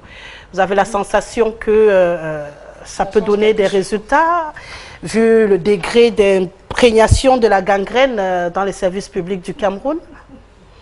Alors, vous tombez bien parce que je suis secrétaire général du réseau des parlementaires de lutte contre la corruption. C'est pourquoi je commence par vous, honorable. Et, je suis au courant.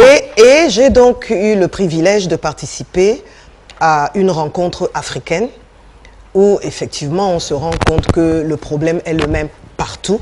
C'est juste une question de degré. Et au cours de ces assises, on s'est posé la question de savoir quelle est la vraie stratégie. En tout cas, nous les parlementaires, parce que les parlementaires sont organisés au niveau mondial avec la GOPAC, au niveau africain avec APNAC, et nous ici, nous avons notre organisation au niveau du Parlement qui réunit donc les sénateurs et les députés.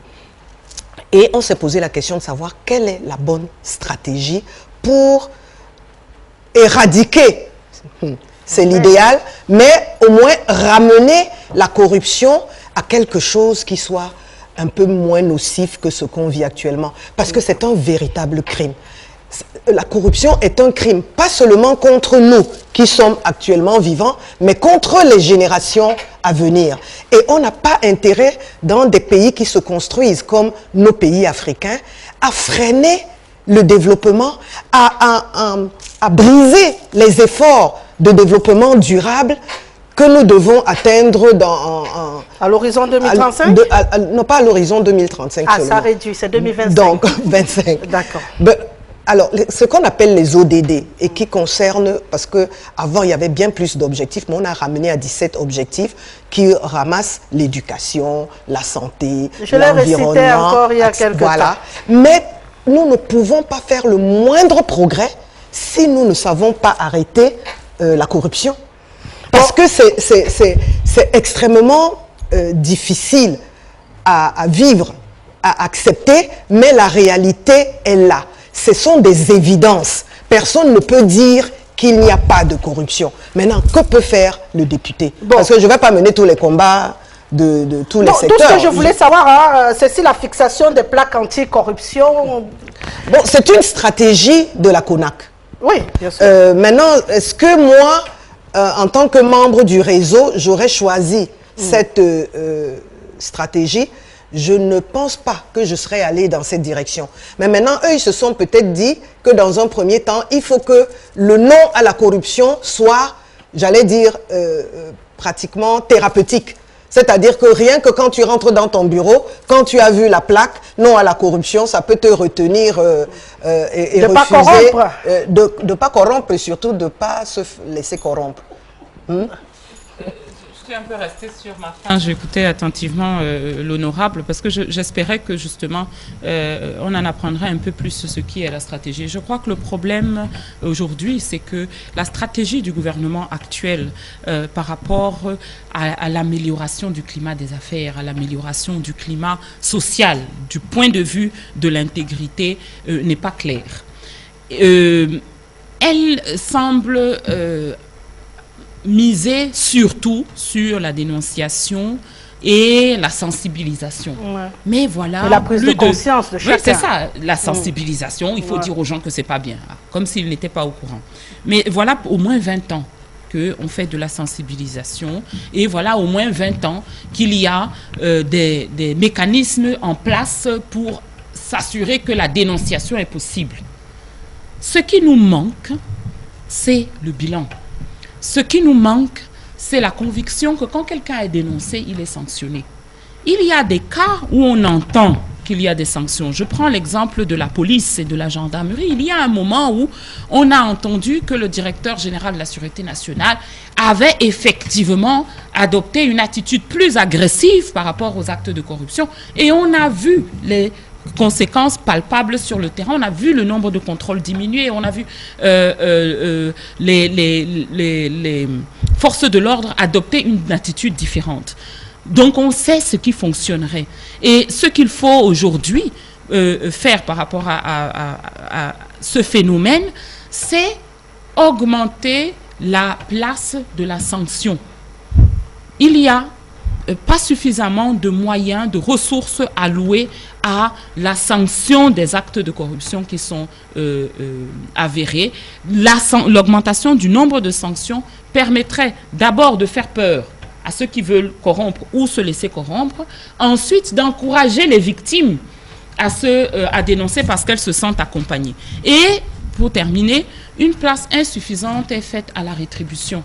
dans notre pays, on ne reconnaît pas suffisamment les gens qui sont intègres.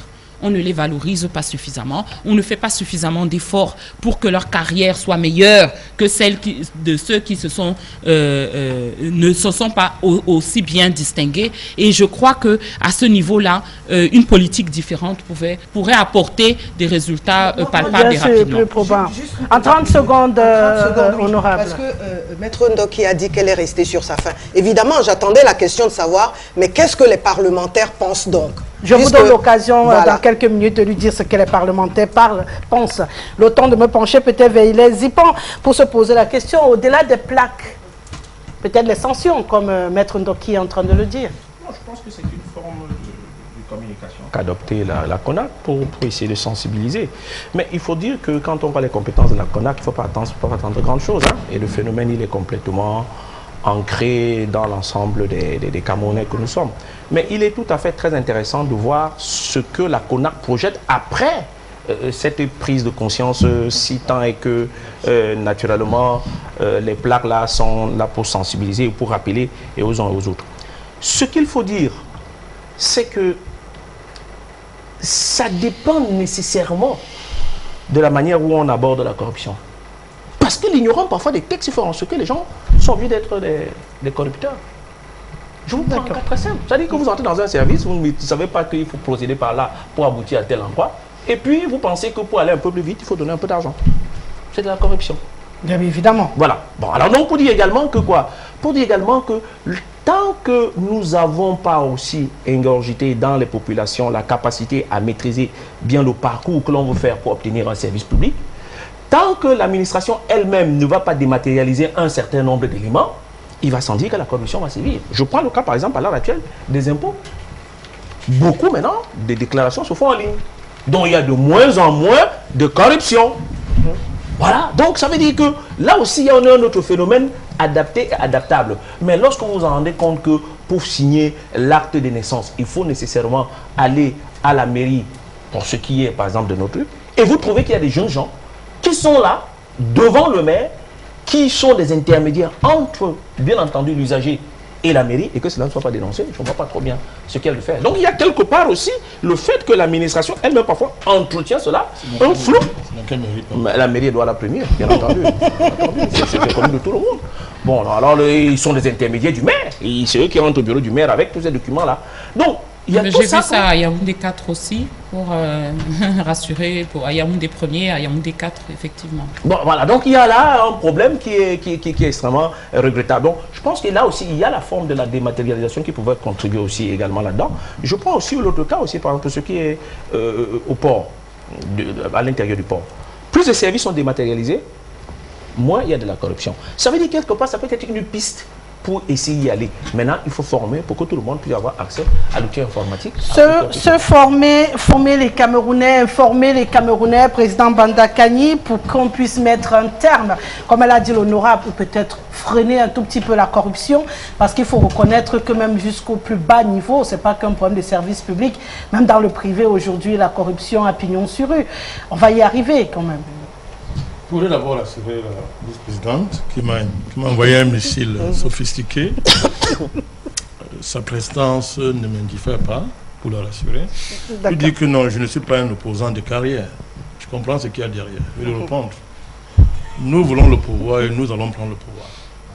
Nous voulons le faire un congrès qui a battu les records d'affluence pour démontrer à ceux qui nous disaient hier que nous on fait la politique sur le plateau de télévision, que nous on fait la vraie politique. Maintenant, après, on dit, vous avez une carrière d'opposant. Non, on veut le pouvoir. On va le prendre.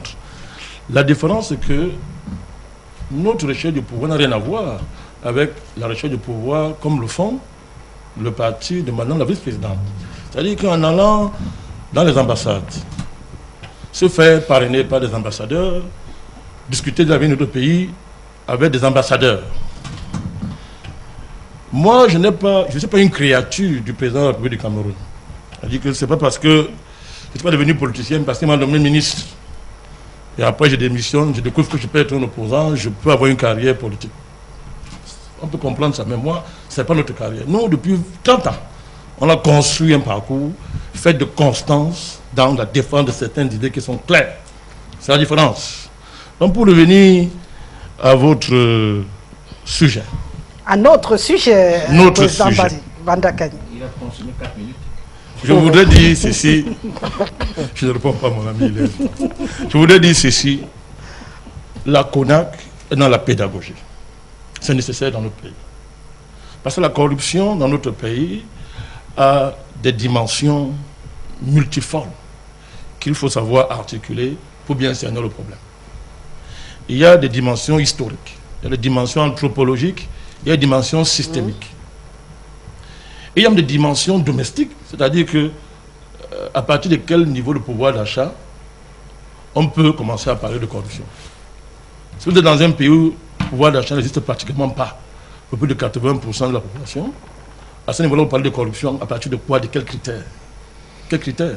Donc la pédagogie est nécessaire. Deuxième chose, la lutte contre la corruption a des résultats au Cameroun.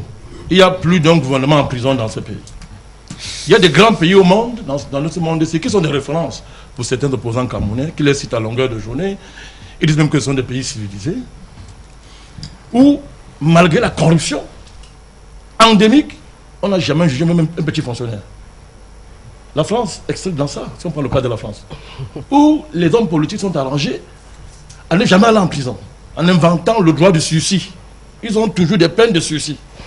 Mais au Cameroun, vous avez tout un gouvernement en prison. Je peux comprendre que certains qui veulent les libérer, ils savent pourquoi, ne trouvent pas que ce sont des résultats en matière de lutte contre la corruption.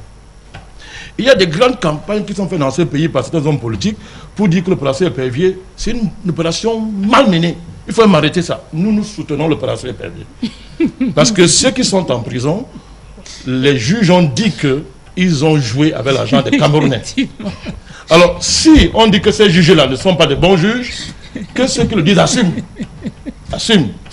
Mais les juges, la justice de ce pays, a dit que ces gens-là ont volé l'argent des Camerounais. Et ils sont en prison pour ça. Donc, c'est la lutte contre la corruption. Les résultats sont là. Donc, ce sont des résultats. Maintenant, on peut aller plus loin. On peut aller plus loin. Ça demande de revoir même le fonctionnement de l'État, le logiciel de l'État. Parce qu'il y a des causes qui sont liées au fait même de la manière dont l'État s'ordonnance. Donc, on peut aller plus loin dans la manière de gérer l'État, dans la façon d'organiser l'activité de l'État. Mais avant d'arriver à ce niveau, nous apportons un soutien total à la CONAC. Dans sa pédagogie, dans la lutte contre la corruption, nous apportons notre soutien à l'opération Épervier. Il faut continuer à sanctionner les fonctionnaires, hauts fonctionnaires indélicats qui sont en prison et qui ont plein d'amis dans l'opposition camerounaise, qui veulent les libérer une fois qu'ils seront au pouvoir. Je voudrais vous rappeler que quand on dit que cette affaire est mal gérée, quand vous avez des juges qui sont à de hautes fonctions, qui occupent de hautes fonctions dans un instrument organique de l'État pour lutter contre la corruption, et qui brillent par le fait qu'on leur donne l'argent pour qu'ils ne mettent pas en prison leurs amis, anciens ministres qui ont volé, on les a révoqués. On l'a révoqué, je ne sais pas si c'est le nom ici, on les connaît. Ah ben il faudrait. Non, je ne sais pas, vous connaissez Madame la vice-présidente. Ah, vous les connaissez même très bien. Ah non, pas du tout. Quelqu'un m'a dit que c'est même votre ami. Quelqu'un m'a dit, il peut se tromper, hein, il peut se tromper. Il peut se tromper. Vous devriez prendre la politique un peu plus au sérieux, je crois. Enfin, mais vous avez 30 ans de métier, je n'ai pas de leçon à vous donner, mais je pense quand même que la politique mérite d'être traitée avec un peu plus de sérieux. Je peux continuer. Oui, vous pouvez, oui. Non, j'ai dit que celui qui m'a dit, je n'ai pas dit qu'il avait dit la vérité. Je vous ai même défendu devant lui. Rassurez-vous. Donc je tente de dire qu'on connaît ce monsieur, il a été révoqué. Il a été révoqué.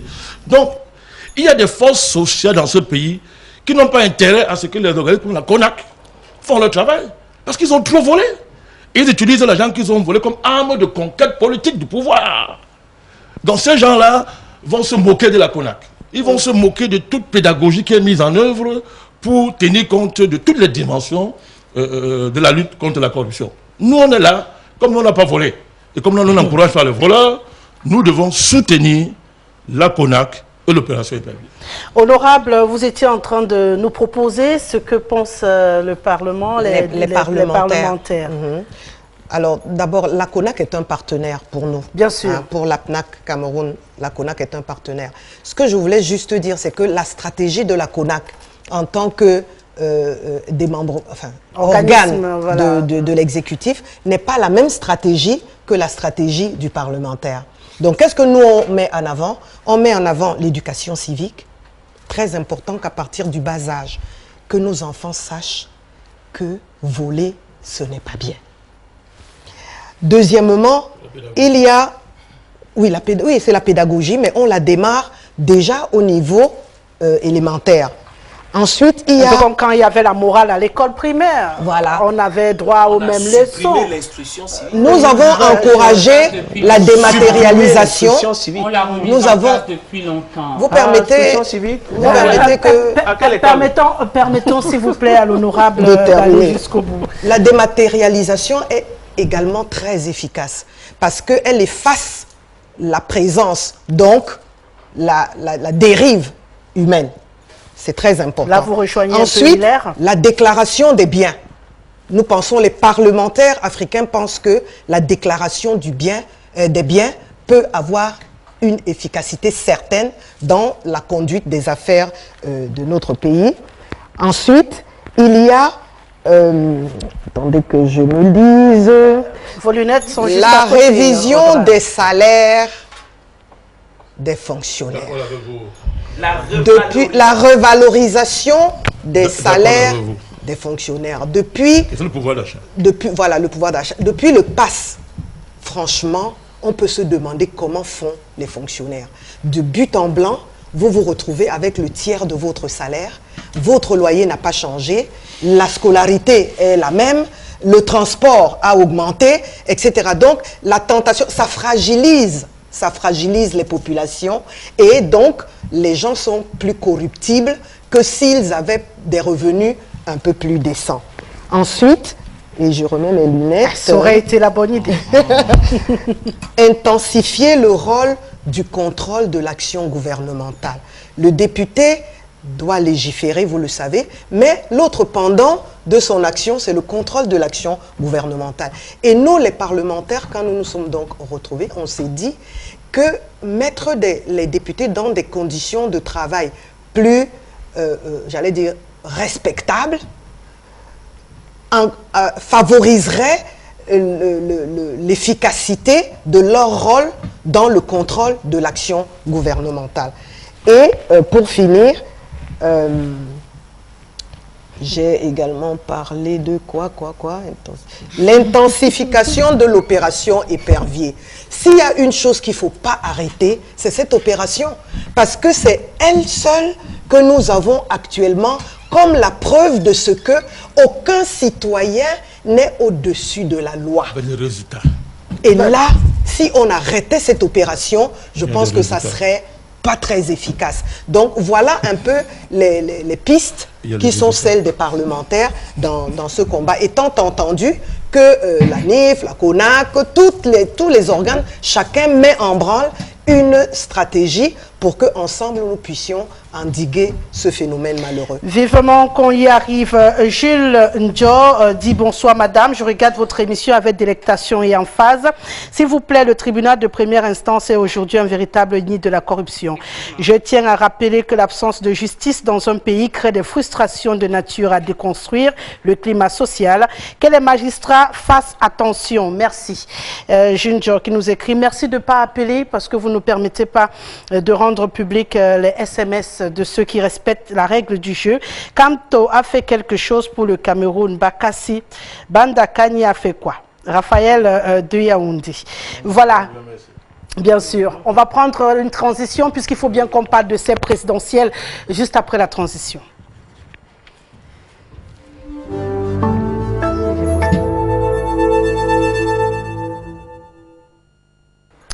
Paul Biya, enfin candidat via son compte Twitter. Le président sortant a dit répondre à l'appel du peuple en briguant donc un 7e mandat à la magistrature suprême du Cameroun. À la grande surprise de tout le monde, c'était hier vendredi qu'on a pu apercevoir bien sûr en image et dans les réseaux sociaux le secrétaire général du Rassemblement démocratique du peuple camerounais qui allait déposer le dossier.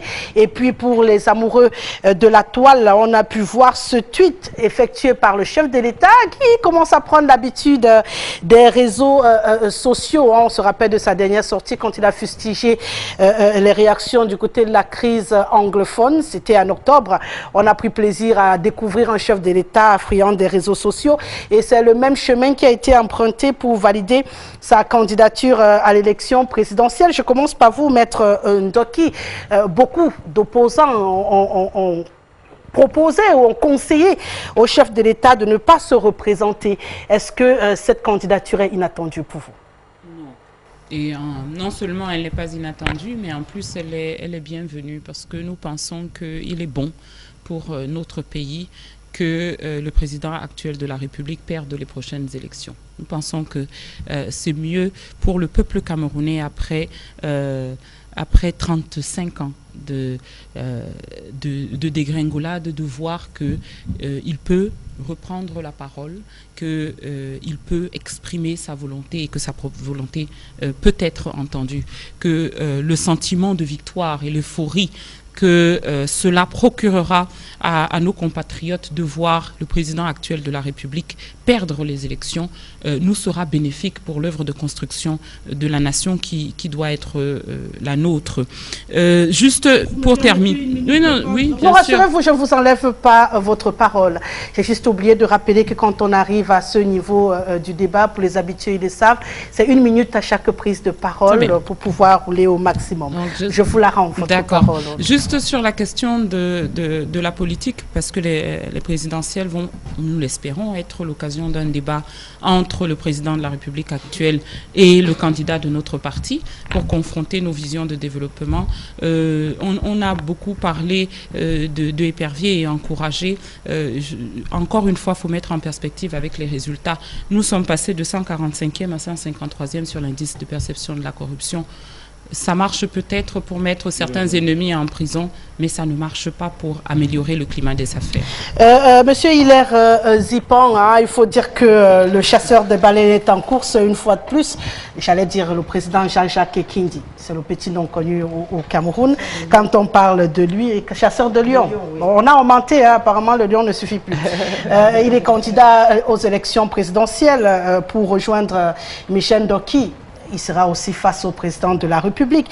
Est-ce que Paul Biya fait finalement peur pour déclencher autant de réactions dans l'opposition? Est-ce qu'il fait peur? Je pense que Marlise Doualabel va exprimer les raisons qui ont été... Non, je ne demande pas les raisons. Je vous demande si Paul Biya fait peur. Non, Paul Biya, c'est un candidat. Une fois qu'il est candidat, on le traite comme tel.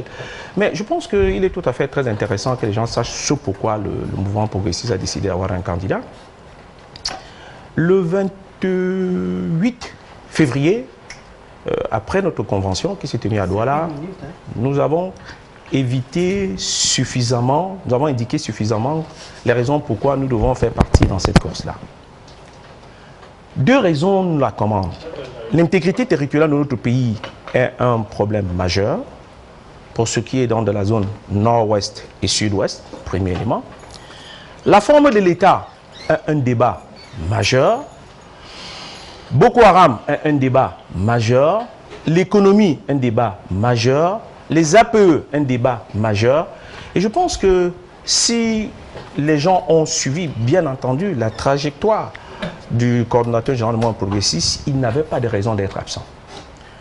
Il n'avait pas de raison d'être absent parce que la crise anglophone... Non, la crise anglophone, c'est en 2 petits mots. La crise anglophone, nous étions le seul parti à l'avoir prévu depuis 1996, lorsqu'on a adopté la décentralisation. Nous avons fait campagne en 2004 et nous avons retiré notre candidature pour rejoindre Frondier afin de construire le pôle des fédérations, ce qui n'a pas été le cas. Nous avons donc décidé d'être candidats cette fois-ci, justement pour solutionner les problèmes du Cameroun à travers sa forme. Nous disons quoi? Simplement que le Cameroun, à l'heure actuelle, au regard des problèmes qu'elle traverse, dans sa gouvernance, a besoin de pouvoir dégraisser le pouvoir central pour le renvoyer dans les différentes régions. Et merci, donc, monsieur Hilaire Zipan. 10 États merci, et un seul, merci, celui central. Merci. Mais il n'en demeure pas moins que... Merci de me la rendre, ma parole, conseiller Zipan. Je termine la petite J'ai phrase. demandé, permettez. On peut être d'accord au moins sur le principe, monsieur Hilaire Zipan. Je termine une petite phrase. Si vous ne respectez pas la règle du jeu, ça va être compliqué pour moi. Une petite phrase, j'insiste sur la petite phrase. Je vous la donne, la petite phrase. Bien entendu. En disant donc que le coordonnateur général de Mouvement Progressiste n'est pas un suicidaire pour être candidat, il a dit qu'il se tiendrait prêt à retirer sa candidature au cas où il trouverait un programme suffisamment alléchant qui reprenne nos idées. Voilà, un programme alléchant, donc on s'achemine avec une cohésion, pourquoi pas avec un autre parti politique, si on a bien compris. Alors, honorable, à votre avis, quelles sont les chances pour le président sortant? Quelles sont les chances du chef de l'État dans ce challenge qui s'annonce quand même inédit pour cette année? C'est dans une situation assez particulière. Vous avez l'impression que le chef de l'État ou le président sortant, puisqu'il est candidat à présent, a toutes ses chances dans ce challenge? D'abord, c'est un moment extrêmement important parce que c'est un moment de grand débat. Nous allons vivre un grand débat. Deuxièmement, c'est un moment important parce que c'est un moment de clarification où les Camerounais comprendront bien qu'on ne va prendre aucun risque dans un environnement déjà fragile pour prendre un cheval qui a une jambe et demie. Troisièmement, je pense que tous ces candidats voteront pour Paul Biya parce qu'ils sentent bien eux-mêmes que ce n'est pas le moment pour eux. La charge est trop importante et trop complexe pour leurs épaules. Ils vont certainement se déployer pour les municipales et les législatives, mais je suis sûr que Kamto votera Paul Biya, je suis sûr que Jean-Jacques votera Paul Biya, je suis sûr que les 80% des candidats présidents voteront pour le président Biya. Il est l'assurance tout risque du Cameroun, honorable? Pour moi, c'est le bon risque. C'est le bon risque et j'invite tous ceux qui ont un peu de bon sens à comprendre que cette heure-ci, là, hein, en dehors du fait que la coiffure de Kamto ne me plaise pas et tout ça, mais ça c'est un détail. On va voir comment il va s'arranger pendant le processus de la candidature. Mais ils sont capables, ils sont, j'allais dire, ils aiment le Cameroun. J'imagine qu'ils aiment le Cameroun. Autrement, ils ne seraient pas candidats, mais ils n'ont pas les épaules pour l'instant. Bien sûr, on aura l'occasion, lorsque la campagne sera lancée, ce sera en septembre prochain, de vous avoir sûrement en défilé sur ce plateau et on aura l'occasion de demander à Jackie d'ouvrir aussi un peu la caisse de la famille pour faire avancer les choses, hein, Maître Ndoki. Je vais y aller avec le président Mbanda-Kani, le contexte socio-politique actuellement, notamment dans les régions du nord-ouest, du sud-ouest. Est-ce que ça ne demandait pas, ça n'appelait pas et ça ne commandait pas un report de la présidentielle? Non, ceux qui ont créé cette affaire voulaient justement qu'il n'y ait pas d'élection. C'est pour ça qu'ils ont créé cette affaire. Et il y avait l'appui de beaucoup de leaders politiques qui sont en même temps des maquisards et en même temps des institutionnels. Il faut que l'élection présidentielle, ça va clarifier ça. Et nous, on va les rappeler ça. Parce qu'on ne peut pas être en même temps partisan de la loi et en même temps partisan du désordre et du chaos. C'est de cela qu'il s'agit. Il y a des candidats, des partis politiques qui ont encouragé et porté au mains nues le chaos. Pour dire que n'importe qui peut se lever un matin et dire que telle région n'appartient plus au Cameroun, aller vendre ses complices à l'étranger et dire qu'il est un opposant, il est marginalisé. Et des hommes politiques ont soutenu ça. Des hommes politiques, ils sont allés jusqu'à l'ONU. Parmi ces hommes-là, il y a des éminents juristes mondialement connus. Donc, alors tout à l'heure, j'ai entendu qu'on a convoqué ici l'indice de perception du poids de la corruption. C'est-à-dire un agrégat, si mes souvenirs sont exacts, de transparency internationale. Je pense que Madame la vice-présidente est sérieuse. Si on regarde bien, la vice-présidente, Madame Doki. Parce que ceux qui ont conçu cet indice sont parmi les plus corrompus de cette terre. Ils sont dans tous les réseaux les plus mafieux du monde. Mafieux du monde. Donc, prendre pour repère les indicateurs qu'ils ont construits, ça veut dire qu'on veut à tout prix salir la lutte contre la corruption au Cameroun. Et les ennemis, apparemment les ennemis du président, sont les amis de certains. Et il faut donc comprendre en quoi est-ce qu'on nous entraîne. Il faut comprendre. Si quelqu'un que vous dites qu'il est le diable, fabrique des créatures, il les enrichit, et quand ils sont en désaccord, ils deviennent vos amis, on peut se poser des questions. Vous savez... J'ai fini. Non, chuter, c'est juste le respect. J'ai vu ton maximum. Non, si elle répond, je réponds. Non, oui, rassurez-vous, c'est une minute à chaque fois. J'ai vu ton maximum. Donc, je termine en disant ceci que... D'accord. Vous voyez donc, Madame la modératrice, tout le monde court pour aller aux élections. Ça veut dire que le code électoral est bon.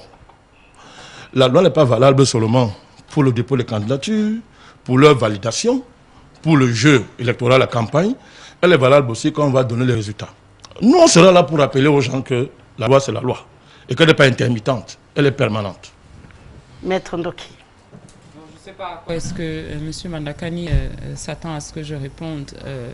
Est-ce qu'il faut rentrer dans ce débat qui me paraît d'un intérêt limité ou en tout cas très irrespectueux vis-à-vis des téléspectateurs sur la question de savoir si quand on n'est pas d'accord avec un code, il faut rester à la maison en priant pour que ceux qui ont mis le code avec lequel on n'est pas d'accord le changent, ou s'il faut aller avec le mauvais code aux élections, battre les gens à leur propre jeu et enfin avoir un code qui tienne la route. Ou s'il veut que je lui réponde sur le fait que si ce sont des mafieux et des personnes corrompues qui ont mis en place l'indice de perception de la corruption, il a dit lui-même que Épervier c'est bien et que la corruption est endémique dans notre pays, donc on devrait être classé en haut. Hein. Ce sera un indice où nous devrions être les premiers et pas les 145e, mais on ne devrait pas dégringoler. Je ne sais pas à quoi est-ce que M. Mandakani veut qu'on réponde, mais je crois que ce que nos compatriotes, eux, veulent, c'est avoir l'assurance que ceux qui sont en lice pour présider aux destinées de cette nation ont à cœur les problèmes qui sont les siens et ont sérieusement réfléchi à comment les résoudre et sont prêts à se mettre au travail dès que la confiance du peuple leur sera accordée. Comme on n'a pas encore commencé la campagne, je ne vais pas aller plus loin, mais je crois que nos compatriotes ne sont pas dupes et qu'il ne faut pas qu'on l'oublie. On parle des élections, on est obligé de constater que les législatives et les municipales ont été reportées. Le chef de l'État a prorogé le mandat des conseillers municipaux, on l'a dit ici, pour 12 ans, donc jusqu'en octobre, 12 mois, donc en octobre 2019 prochain. C'est vrai que ça aurait été compliqué, 12 ans. Alors, cette décision, elle s'explique, Président Banda, elle s'explique? Elles ont été prises dans le cadre de la légalité. Et nous soutenons même leur opportunité au plan politique. Nous, on le soutient. Nous sommes suffisamment libres pour soutenir cela. Donc, la légalité justifie cela. Le président est dans ses pouvoirs légaux pour décider de cela. Et deuxièmement, nous, sur le plan politique, nous étions un peu gênés de voir qui pourra, si on avait respecté le calendrier qui était là, pourrait avoir une dérive dans la revendication de la légitimité. La proximité des élections, on aurait pu poser ça, vu le contexte dans lequel on se trouve. Vous savez qu'il y a des hommes politiques chez nous qui sont des docteurs dans ces choses-là, qui vont profiter de la proximité, par exemple, des élections législatives et municipales, avec la présidentielle, pour revendiquer la même légitimité que le président de la République qui est élu. Donc pour éviter toute confusion et donner le moins de prétexte à nos ennemis, c'était bien de faire ce report. En tout cas, c'est ce que nous avons pensé à notre niveau. Je dirais ceci. Je voudrais préciser très bien ma pensée dans cette affaire d'indice de perception. Le premier président de cette affaire, c'était un Allemand, Tetgen. Je crois Peter Tetgen. Il était venu ici au Cameroun, on avait classé le Cameroun, pays le plus corrompu du monde. Après, je ne sais pas comment ça s'est passé, il y a même certains ici qui sont même candidats. Je peux citer son nom, le président Keremouna. Ils nous ont ramené ce monsieur-là ici, et par un coup de baguette magique, le classement du Cameroun a changé. Nous savons ce qui s'est passé. Donc, le fait de dire que le Cameroun en bas, il devait plutôt envoyer ses mafieux, ne correspond à rien parce que cette organisation-là a l'habitude de trafiquer les classements pour des intérêts bien précis. Pas le transparence international. Donc, le drame, c'est que c'est toujours des acteurs politiques qui sont au cœur de ces mafias. Un jour, ils sont avec le pouvoir, ils mangent dans les mains du pouvoir, grassement. Et quand ils mangent dans les mains du pouvoir, c'est pas dans le pouvoir, l'argent n'a pas de couleur. Mais une fois qu'ils ne sont plus dans les grâces du pouvoir, ils se découvrent des talents d'opposants et ils oublient tout ce qu'ils ont fait. C'est pour ça que, madame la vice-présidente, je voulais vous rassurer, je n'ai pas un problème avec les indicateurs. Non. J'ai un problème avec leurs sources et avec ceux qui les construisent. C'est deux choses différentes. Sinon, chacun peut construire ses indicateurs. Ça aurait quelle validité? Monsieur Vandakani, je vous en prie, madame la vice-présidente. Dans notre pays, les poissons peuvent voler, mais ils ne peuvent pas se noyer. La réalité est que nous avons un gros problème d'intégrité dans ce pays et qu'il doit être résolu. Et que dans d'autres pays, c'est moins grave.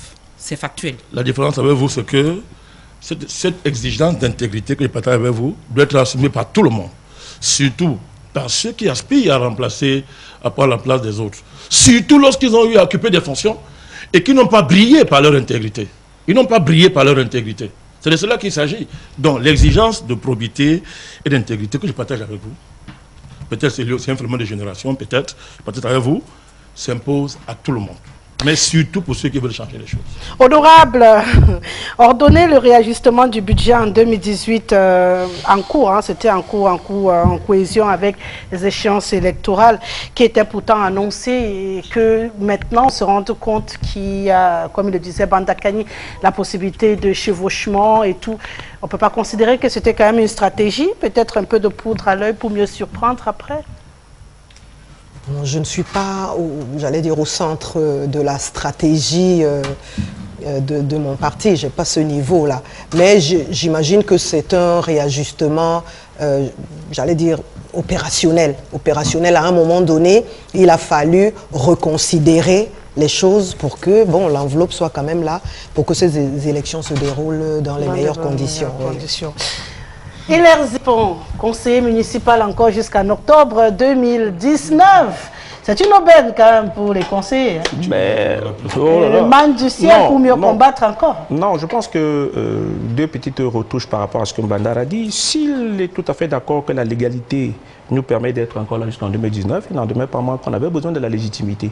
Et là, la légitimité, différer la légitimité n'est pas bon pour la respiration. Voilà.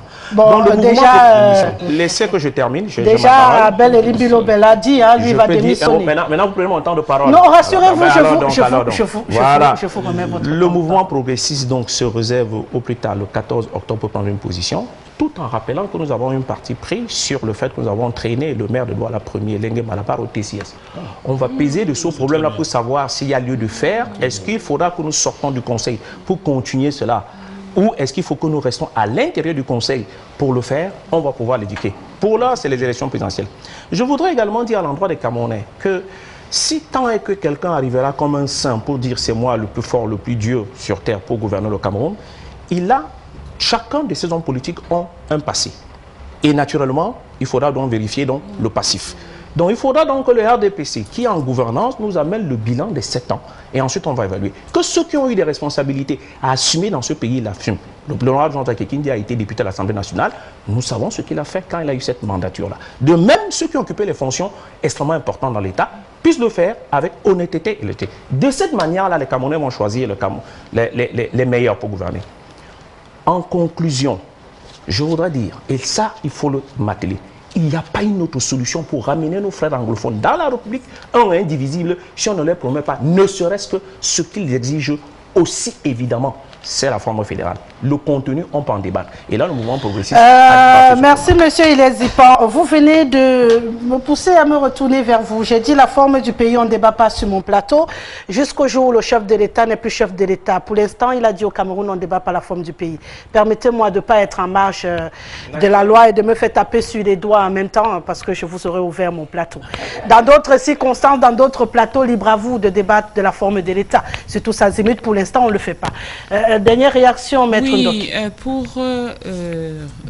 saluer vraiment avec la plus grande sincérité ce que je viens d'entendre, que je ne savais pas. Si vous voulez développer dessus, je reprends ma parole. Que monsieur Lengue Malapart, ne préjugez pas. Ne préjugez pas que monsieur Lengue Malapart a été attrait devant le tribunal criminel spécial par vous, si j'ai bien compris.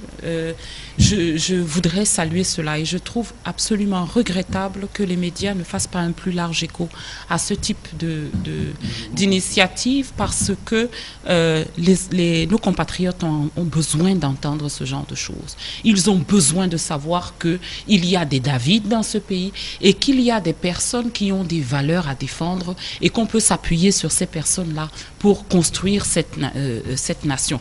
Je ne suis pas en train de préjuger de ce que le tribunal criminel spécial dirait. Je suis en train de dire qu'il y a quelqu'un qui s'est estimé en droit d'attraire et de rechercher la responsabilité de quelqu'un que d'autres pourraient penser être au-dessus de lui, et que ça doit être salué, qu'on doit savoir ce qui se passe, qu'on doit savoir pourquoi, et qu'on doit encourager ce type d'initiative. Pour terminer sur le report des élections, nous tenons à dire qu'il nous semble que ce n'est pas dans l'intérêt des Camerounais comme d'habitude qu'il a été décidé, mais parce que certains partis politiques d'opposition ont fait un gros travail depuis 5 ans, et je parle en particulier 6 ans, je parle du MRC, pour s'implanter à l'échelon local, et que les résultats des élections auraient été à la déception du parti qui aujourd'hui a la majorité des sièges à l'Assemblée nationale et dans les conseils municipaux. Et que c'était pour ça qu'il fallait ôter cette possibilité au parti en question pour maximiser les efforts sur l'élection présidentielle et demander aux gens, sous prétexte de solidarité nationale, de financer les élections en question. Mais c'est à vous de décider. C'est chaque bulletin de vote qui décide, donc on se revoit bientôt. Maître Ndoki, je tenais juste à vous préciser, ça veut dire que vous ne regardiez pas la bonne télévision, puisque cette actualité a été débattue sur tous azimuts, et qu'il a été sur la Select, sur ce plateau, lorsque ça a été fait. Non, je ne parlais pas de vous, je parle des médias en général. Merci beaucoup pour cette information. Non, mais ça aurait dû être beaucoup plus que ça. Je crois qu'il mérite vraiment d'être beaucoup plus relayé que ça. Les médias qui sont de qualité l'ont fait. Bon, pour le reste, je ne réponds pas de mes confrères. Une dernière réaction, Président Bandakani, sur ce report afin qu'on sorte de ce programme. Non, je l'ai déjà dit, hein. Nous avons soutenu ce report pour des raisons tout à l'heure que j'ai évoquées. Et bon, chacun justifie le report selon ses intérêts. C'est de bonne guerre. On est en politique. Tout à l'heure, j'ai été interpellé. Rapidement, le dit que un militant du MSC m'a demandé ce que j'ai déjà fait en politique. Je le salue en passant. Il est dans son droit et beaucoup de respect pour lui. Je n'ai pas un grand bilan. Je suis très petit en politique. Mais je veux rappeler une chose, c'est que, entre autres choses que nous avons fait, nous avons imposé un débat dans toute l'Afrique, le monde, au Cameroun, sur le franc CFA. Et quand nous avons commencé, il y a des hommes politiques qui nous ont traités de tous les noms d'oiseaux. Le président du MSC, le professeur Maurice Kamto, avec respect bien sûr en passant, nous a traités de tous les noms d'oiseaux quand il était à l'étranger. Les vidéos existent. Et nous avons constaté que, par notre petite intelligence, nous l'avons converti. Aujourd'hui, il est indéfendable. Il est un pourfendeur du franc CFA. Donc, c'est des petits bilans quand même. C'est petit, mais ça nous encourage de voir que des petits gens comme nous n'ont pas affronté des grands professeurs qui ne comprenaient pas avant que le franc CFA, c'est une mauvaise chose, et qui, à la force de nous, notre pédagogie militante découvre le caractère négatif du franc CFA. Donc, à mon ami militant du MSC, voilà une petite chose, un peu comme ça, petite, que j'ai eu à faire un peu. Honorable. Merci pour les personnes de bonne volonté, je dis ça au hasard. Honorable. On sort avec vous. Oui, pour vous dire merci. Hein, j'ai passé un bon moment avec ces personnalités et je crois qu'au fond, nous sommes tous ici autour de cette table des partisans de la paix et des patriotes. Et ce que nous voulons, c'est que notre pays continue à bien se porter et que la paix règne. Donc c'était un moment très enrichissant pour moi et j'en profite aussi pour présenter mes condoléances à la famille RDPC du canton belge. Nous avons enterré le président Fossine Sombé autour de 13 h et je présente vraiment mes condoléances à sa famille naturelle également et que bon, Dieu le reçoive. Voilà, Hilaire Zipan, il y a un téléspectateur ici qui dit que vous seriez un meilleur candidat que Jean-Jacques Ekindi pour le MP. Ce n'est pas moi qui le dis. C'était juste en passant, hein, vous n'êtes pas obligé de répondre. Merci beaucoup. Les qualités intrépides de Jean-Jacques Ekindi vont être découvertes dans cette élection. Ce d'autant plus que Ekindi était le seul qui prévoit toujours les événements qui arrivent. J'ai du respect pour lui. et je le salue, monsieur le coordinateur. Je suis sûr que je vous aurai sur ce plateau pendant la campagne électorale, monsieur Hilaire Zipan. Ça a été un plaisir de vous avoir. Merci à vous, président Banda Kani. Merci énormément, maître Michel Ndoki, et puis à l'honorable Douala Bell. Une émission, bien sûr, encadrée par Marius Diamel et Yumo Caméra, une réalisation de Jean-Martin Kemfak. Au plaisir de vous retrouver samedi, 15h. Nous serons dans tous azimuts. Restez sur LTM. Au revoir.